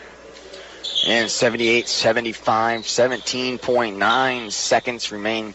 Yes, 0.9 does count here in this one as Cochran at the line for a 1-and-1 opportunity. By far their best shooter here on the team as he misses the 1-and-1 opportunity. 17 seconds to go. The Lynx got to go quickly. Tyler now to Johnson. Johnson from downtown. No. Foul tips it back out to Tyler. Tyler makes one-man miss, takes the step back three, knocks it down. Trayvon Tyler ties the ball game here with 7 seconds remaining. 78 all. Timeout taken by Coach Lepp. And the Lynx going to have a chance to play some defense here, and the Bobcats have a chance to win. Oh, my. Man, you talk about a play right there. Johnson takes the three, misses. Powell tips it back out to Tyler. Tyler thinks about the three, sees the defender coming, takes one step to his left, takes the jumper, basically kind of those faders that he always loves so much. It always scares us so badly, and he knocks it down. I mean, you saw me. As soon as you see the back tap from Julian Powell, by the way, I mean, that doesn't happen without him. It's a good thing he's in the back. It's a good thing he's in the game. But Tyler gets it. I get up, and I see the guy. I think it was Davidson coming at him, and I was like, "You have plenty of time. Don't worry." And just one shot fake, one dribble, kind of a Steph Curry-like three, the one dribble pull up, and that's Trayvon Tyler. That's what he is. And I was going to say, and it comes from nobody else other than the man, the myth, the legend, and Trayvon Tyler himself, the leader of this team. All-time leading scorer in Lincoln College history. There you go. Another point proven right there. And he just adds to that total right there with three more on a huge shot. Probably the biggest in his Lynx career so far. It's pretty close. I have to ask him here after this game's over. But we'll see if the Lynx can hold on and kind of take this defense to the next level here in the next 7 seconds. We're headed to overtime, and we'll see if they could possibly win it. They throw it into Cochran. Cochran, 5 seconds to go. Tyler's on him. He's trying to go. He goes to the corner as Rackley has it tipped. And the putback is by Price, but they call a foul as the time expires here in this one. Oh, my God, ladies and gentlemen, I cannot believe it. They call a foul as time expires. Price is going to go to the line for a one shot. The clock, though. There should be time on the clock. If he didn't get fouled when the clock expired, or else it wouldn't have been anything. He can't. There's no way. Now the officials are talking it over to see if it would have counted. Did it get off before the shot or before the time ran out? This is an interesting call here, because if they call this, they give the game to the Bobcats. Yeah, here. They reset it to 0.8. I mean, this is unreal here. It's an interesting situation here in this one. Again, the official called timeout, or called the foul. They call 0.8 seconds left on the shot, or on the game clock. We are tied at 78. There's no time to get a 0.8 shot off unless you're on the other end of the floor. You just got to hope he misses. That's really all it is. You got to just try to get in his head. It is a 1-and-1 opportunity here in this one. The foul. They're saying 2 shots now. They said it was in the act of shooting. This is unbelievable, ladies and gentlemen. I have never seen a game come down to this before in my life, as he does miss the first one. One more to go. 78 all here in this one. The Lady Lynx trying everything they can to get them to miss. And as the second one, that rattles out as well. 0.8 seconds to go. We are headed to overtime. Ladies and gentlemen, 78 all. Dakota Price misses a pair of free throws with 0.8 seconds to go. I'm losing my voice. Adam's standing up over here. It is a barn burner, and let's play 5 more minutes. Why not? Woo! I'm going to say that so often this game. What a game. This has been one of the most interesting games I've ever been a part of, and we didn't like the call, but... Say it, please. Please. Ball don't lie. I knew you were waiting for it right there. You're exactly right. Ball does not lie here in this one. And, I mean, credit both teams here. I mean, 78 all. You knew it was going to come down to this. We talked about this on the way up here. this morning at 6:30, bright and early. We knew that this game was going to come down to the wire. We actually thought the girls' game was going to as well. But we're putting 5 more minutes here on the clock. Now, Adam, what happens here in the next 5 minutes? Because you got to remember, Davidson has 4 fouls. Yeah, that is number 1 on my to-do list right here. You got to get him out of the game. And before you go any farther with him, you notice he's standing up. He's not even starting this overtime. Well, it looks like he might now, but he wasn't sitting on the bench here in this one, so it does look like he's going to come back out here to start overtime. But I'm with you. You have to go right at him. That's priority number 1. You got to get him out of the game. If he's out of the game, they're vulnerable. And they're going to have to put in a guy who has not played at all, and he's going to have to guard Julian Powell. So it's a win-win opportunity. It's a win-win situation for us. You got to get him out of the game. As the Bobcats win the Tempest, they run stats over here real quick. 78 all, as we do thank them very much. We'll get the stats here in just a quick second after this possession. Rackley now with it. Cochran down low to Davidson. He's double teamed, looking for someone to go. He goes to Rackley. Rackley now trying to drive in, puts one up off the glass, can't get it to go. Turner is there, and now Davidson fouls Turner with an over and back, and that means that it is bye-bye Mr. Davidson, as his ball game is over. If they're going to give him the foul, I believe they do. So, yeah, he is done. Also, a stat update. Julian Powell, 18 points, 11 rebounds. Trayvon Tyler, 19 points, 4 assists, 8 rebounds. And J.J. Turner, of all people, 20 points, 6 rebounds. J.J. having himself back-to-back pretty good games. Again, had 17 in the win against St. Ambrose, so already over that as L.J. Johnson down low to Powell. Powell trying to just drive right through, and he does. Puts it right up over his man. Can't get it to go. Turner with the rebound, but instead it's into the hands of Dakota Price. Price now trying to get Tyler to foul him, but Tyler's a smart enough player there that he's not going to do it. Hands straight up. Still tied at 78. Cochran now takes the jumper from the baseline. No, ball's in the air. Looks like it was off of Price, but again, they say it was off of L.J. Johnson here in this one, so it'll stay with the Bobcats. Still tied here at 78. Looks like Cochran set the inbound here in this one, but Adam, they get a fresh 30. They get a fresh 30. That's definitely, they're going to try to use it to an advantage. J.J. Turner gets it out of bounds, nearly comes up with the steal. Nice hustle there by the Lynx. But, you know, they're just going to have to play their heart out in this overtime if they want any chance to win. I think, you know, we are a little stagnant on offense right now, but, you know, we need the defense to come in clutch here. Again, another overtime barn burner. We've seen 5 of them so far this year. Again, only have won 1, so it's not in favor when it goes to overtime here for the Lynx. As Rackley drives in, everybody wanted a foul on the left side of the court, but they didn't get one. As the Lynx going back the other way. Turner now in the paint, puts it up. No. Powell with an offensive rebound, put back. Yes. Everybody over here wants an over and back call, but I mean, Powell's just twice the size of everybody else. Yeah, I really don't think it's. I think he had proper position too, and he has longer arms than everyone else. So they can't really call an over and back on him when he has better position. As Powell comes up with the steal right there into the hands of Turner. A 2-on-1 fast break. Turner going coast to coast, and they call blocking foul this time around. The same official that called the foul right at the end of regulation calls the blocking foul on the other end. 80-78 lead for the Lynx as Turner going to the line. The third foul there on Cochran, so I was wrong. That's now his third foul. And also, Ben Cody's going to sit out, and they're going to have pretty much the tiniest lineup they could probably have. I think the tallest guy they have on their team or on the floor right now is Heath Carmichael. That's 6'3". So there's going to be a mismatch down low. Either it's going to be on Powell or with Turner. I mean, yeah, it's both of them stand over 6'5". Yeah, I mean, Turner's probably. I think Turner's 6'7". I think was what they have him listed at. Powell does miss 1 of 2. 81-78. 3 minutes left to play here in overtime. Cochran now drives in, takes a step back jumper, and he knocks it down as you knew he would. Again, he's one of those dangerous shooters here in this one. Now for the Lynx, do you slow the pace down here a little bit, or do you possibly keep the pace rolling?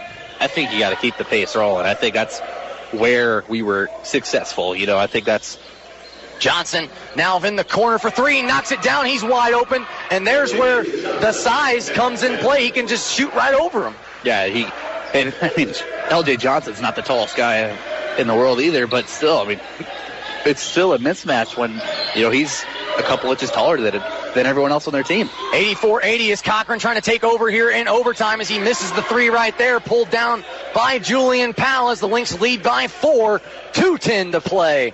And like you said, you could kind of see it here a little bit, but don't count them out. I mean, this is a Bobcat team that can shoot the three ball and easily make this a 1-point game. As now Barton picks up the foul right there. He runs straight to the official, and he cannot believe it here in this one. And you can kind of see this frustration starting to build here for the Bobcats.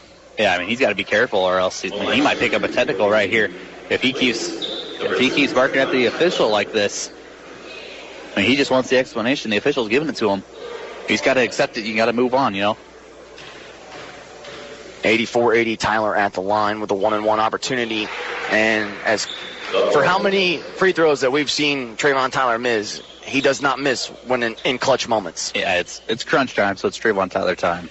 I saw it at the end of regulation right there with that three, so, I mean, it's his time. It is. He knocks down a pair right there, extends the lead to 6. And now Steve Shepard wants to talk things over because he does not like what he's seeing here in the first 4 minutes of overtime. Minute 57 to go. We'll stay right here. 86-80 here now. The Lynx, I want to say they have a comfortable lead, but with the way this team shoots the three, it's only 2 shots, and we know that the Lynx, they have the favorable mismatches here in this one, but also careless with the basketball sometimes. I don't think this is a comfortable lead. I mean, it's a lead. I'll give it that. It's a lead, but it's not comfortable at all, especially, like you said, how well this team shoots. I mean, we saw it in regulation when we were up 6 points. They cut it down to 1 point real quick. So, I mean, they're a talented team. They're a good shooting team, so they're going to try to get some points here. Oh, without a doubt. Again, I know we've talked about it all the time on how this team they're the best scoring team in the country. They're the best three-point shooting team in the country. They're, all this, and this. But, this team kind of looks a little deflated coming into overtime. It's still minute 57. And for all the things that I just mentioned, they can score like that. So they don't have to waste much time either. I think I agree with you. They are a little deflated, especially after the missed free throws really killed them. And then after we took a 6-point lead, you can tell they're walking back to the bench. They're looking a little rattled. But, we can't settle down now. We got to keep the pedal to the metal. You gotta keep the pedal down, and you gotta keep just building the lead here. They bring it into Cochran. Cochran over to Rackley, who fakes the three. Instead, does not get any Lynx defender to leave their feet. As now Price drives baseline, up and under move is in. Smart play there by the Lynx to just not foul. 86-82, minute 30 to go as Trayvon Tyler just slowly walks it up the floor. Again, it's been a good one here in this one as Indiana Northwest girls team and Haskell Indian Nations, they will play right after this here in this one, but they're just going to have to wait just a tad bit longer. 8 seconds on the shot clock now. Latham Jr. now with it. 5 seconds. Somebody's got to shoot it. Across the court, pass down to Johnson. He takes the three from the corner, and he knocks it down at the buzzer as the shot clock expires. 89-82, as it's now a 7-point lead. Minute to play here in this one. Cochran now just trying to get something to go. Back to Rackley at the top of the key. Fakes his man over to Cochran. Cochran now driving in. He knows that there's going to be a lane, and he just takes it for the easy 2. And I think if you're the Lynx, you'll give that up all day long. Yeah, just don't foul. That's all you got to do at this point. You just got to, hopefully, they're going to foul us immediately. But going back to that last three-pointer there by L.J. Johnson, you see Darnell Latham Jr. get the ball with about 4 seconds left on the shot clock. If this is the beginning of the year, he's going to shoot that ball, no matter what, I think. But this team, they're really buying into the team aspect. He finds the open man, and that really helps us there. Trayvon Tyler misses the 1-and-1 opportunity, so here come the Bobcats the other way. As Carmichael takes a long three, no good. They thought it was tipped by Powell, and I could hear Coach Lepp screaming, no threes, no fouls here in this one, and Powell about gave them both. He about gave them both, like you said. But they don't call anything. They will pressure as they foul Julian Powell now. So Powell now will walk to the other end of the floor with 34 seconds to go. And we've seen this happen. We've seen this free throw game happen. We go back to the beginning of the season as well. This was a Lynx team that did not shoot the free throws well. I mean, you and I got on them pretty hard about that. We were talking about that pretty much every broadcast, about how we're not playing good and everything like that. So but now it's starting to clean up a little bit. Julian misses the first free throw right there. So you got to make one right here. He does not, but we get the offensive rebound. It is in with Turner, and now L.J. Johnson and J.J. Turner collide. They are ecstatic about this one here as they were trying to get the ball to the official. I don't know who exactly it hit, but it went right back to Tyler. But either way, 89-84. Turner at the line. Again, 2 shots here should be, as either way he hits the first one, so he does have another one coming. As once again, here comes Ben Cody back into the ball game. He stands, like you said, 6'3", their tallest player out there right now. It's still not tall enough to contain Julian Powell down low as we get another offensive rebound. That ball's loose yet again, and L.J. Johnson just running around, throws it over to Tyler. They're just running around.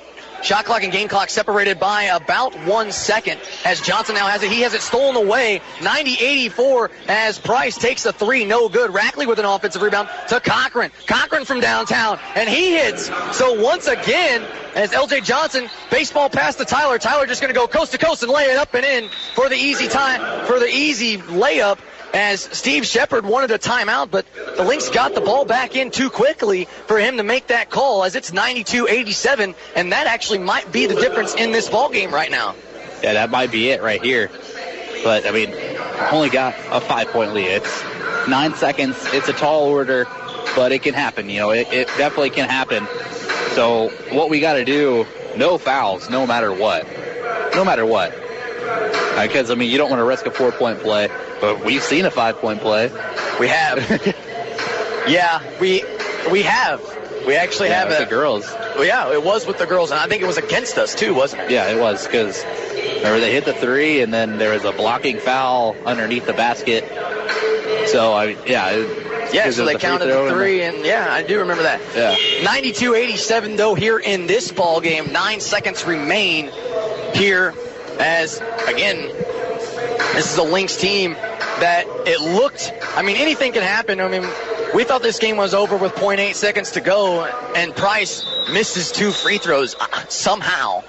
And now the Bobcats will bring it up the floor. 5 seconds to go. Cochran from downtown hits it. So make it now a 92-90 game here with 3.3 seconds to go. And, you know, I wouldn't be shocked if this game went into another overtime right here.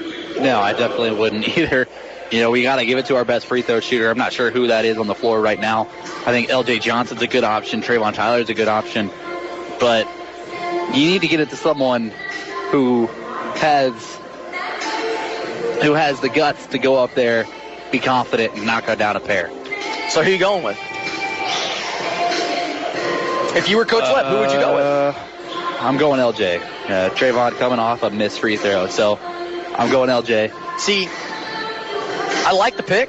I think LJ is a good pick. I mean, you could go really either or any of them. Even JJ. JJ is a good option, too. Yeah. I just feel like you have to go Trayvon. Trayvon's taking the ball out, though. So that does rule him out here, possibly. But I just feel like you're right. He is coming off a missed free throw, but he's that one that's like, hey, man, I missed. Give me the ball back. I'm not going to miss again.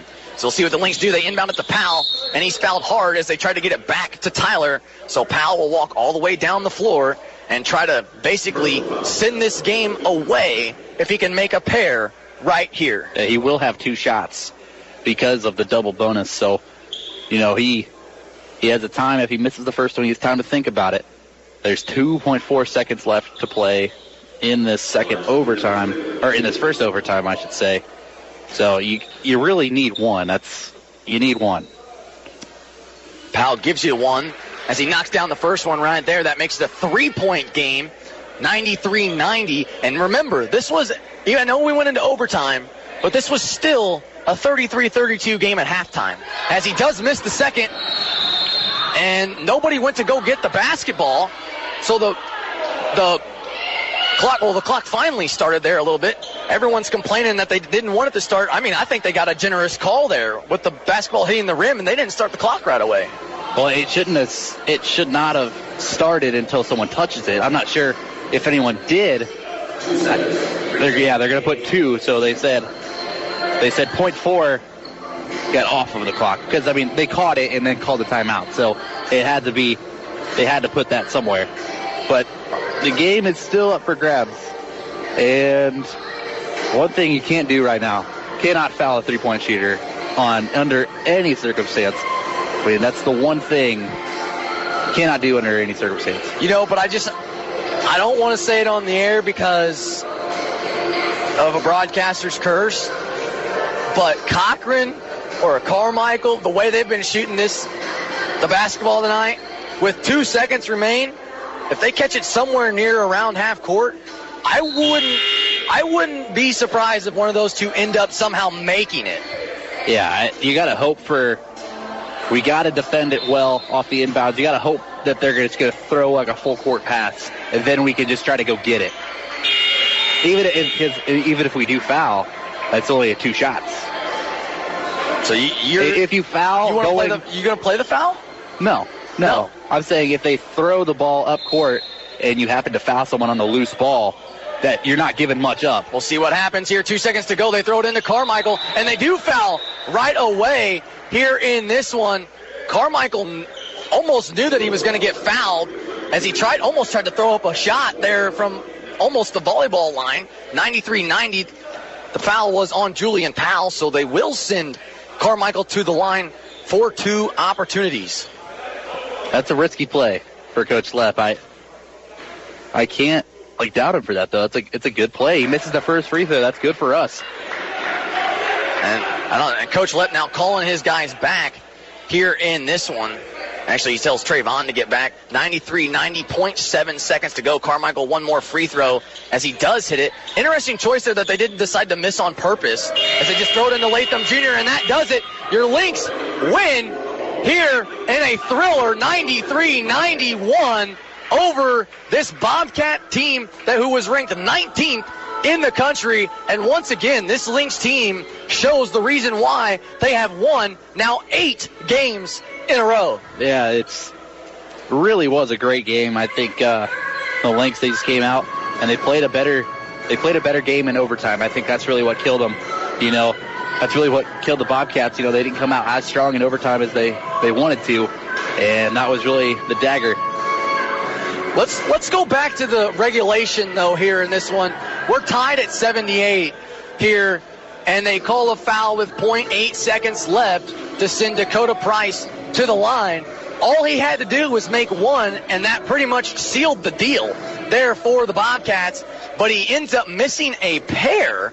Ironically enough, for a team that shoots 80% from the free throw line, somehow sends it to overtime, and then Trayvon ends up hitting the biggest 3 of his life somehow down on the other end. That 20% that they missed, that came in handy. That came in handy. I never would have thought that 20% would have come in handy there, but however, it sure did. The Lynx win a thriller here in overtime, 93-91 here in this one. And man, it's been a good one, and I'm already starting to lose my voice, so we're going to get signing off here in this one. The next game for the guys, though, they will be taking on Haskell Indians Nation as well. They're 7-11, so it'll be a little bit of an easier game there for them, hopefully. You never know. But again, they will play at 1 o'clock. Again, same place here in Gary, Indiana, at the University of Indiana Northwest. So again, 93-91 is the final. Again, what a great game for both sides. It's a tough loss for anybody. But again, that's going to do it all for us. He's Adam Hoffman. I'm Nick Jackson, and we will see you guys tomorrow right here at 1 o'clock. That's all she wrote. This concludes tonight's coverage of Lincoln College basketball on 89X.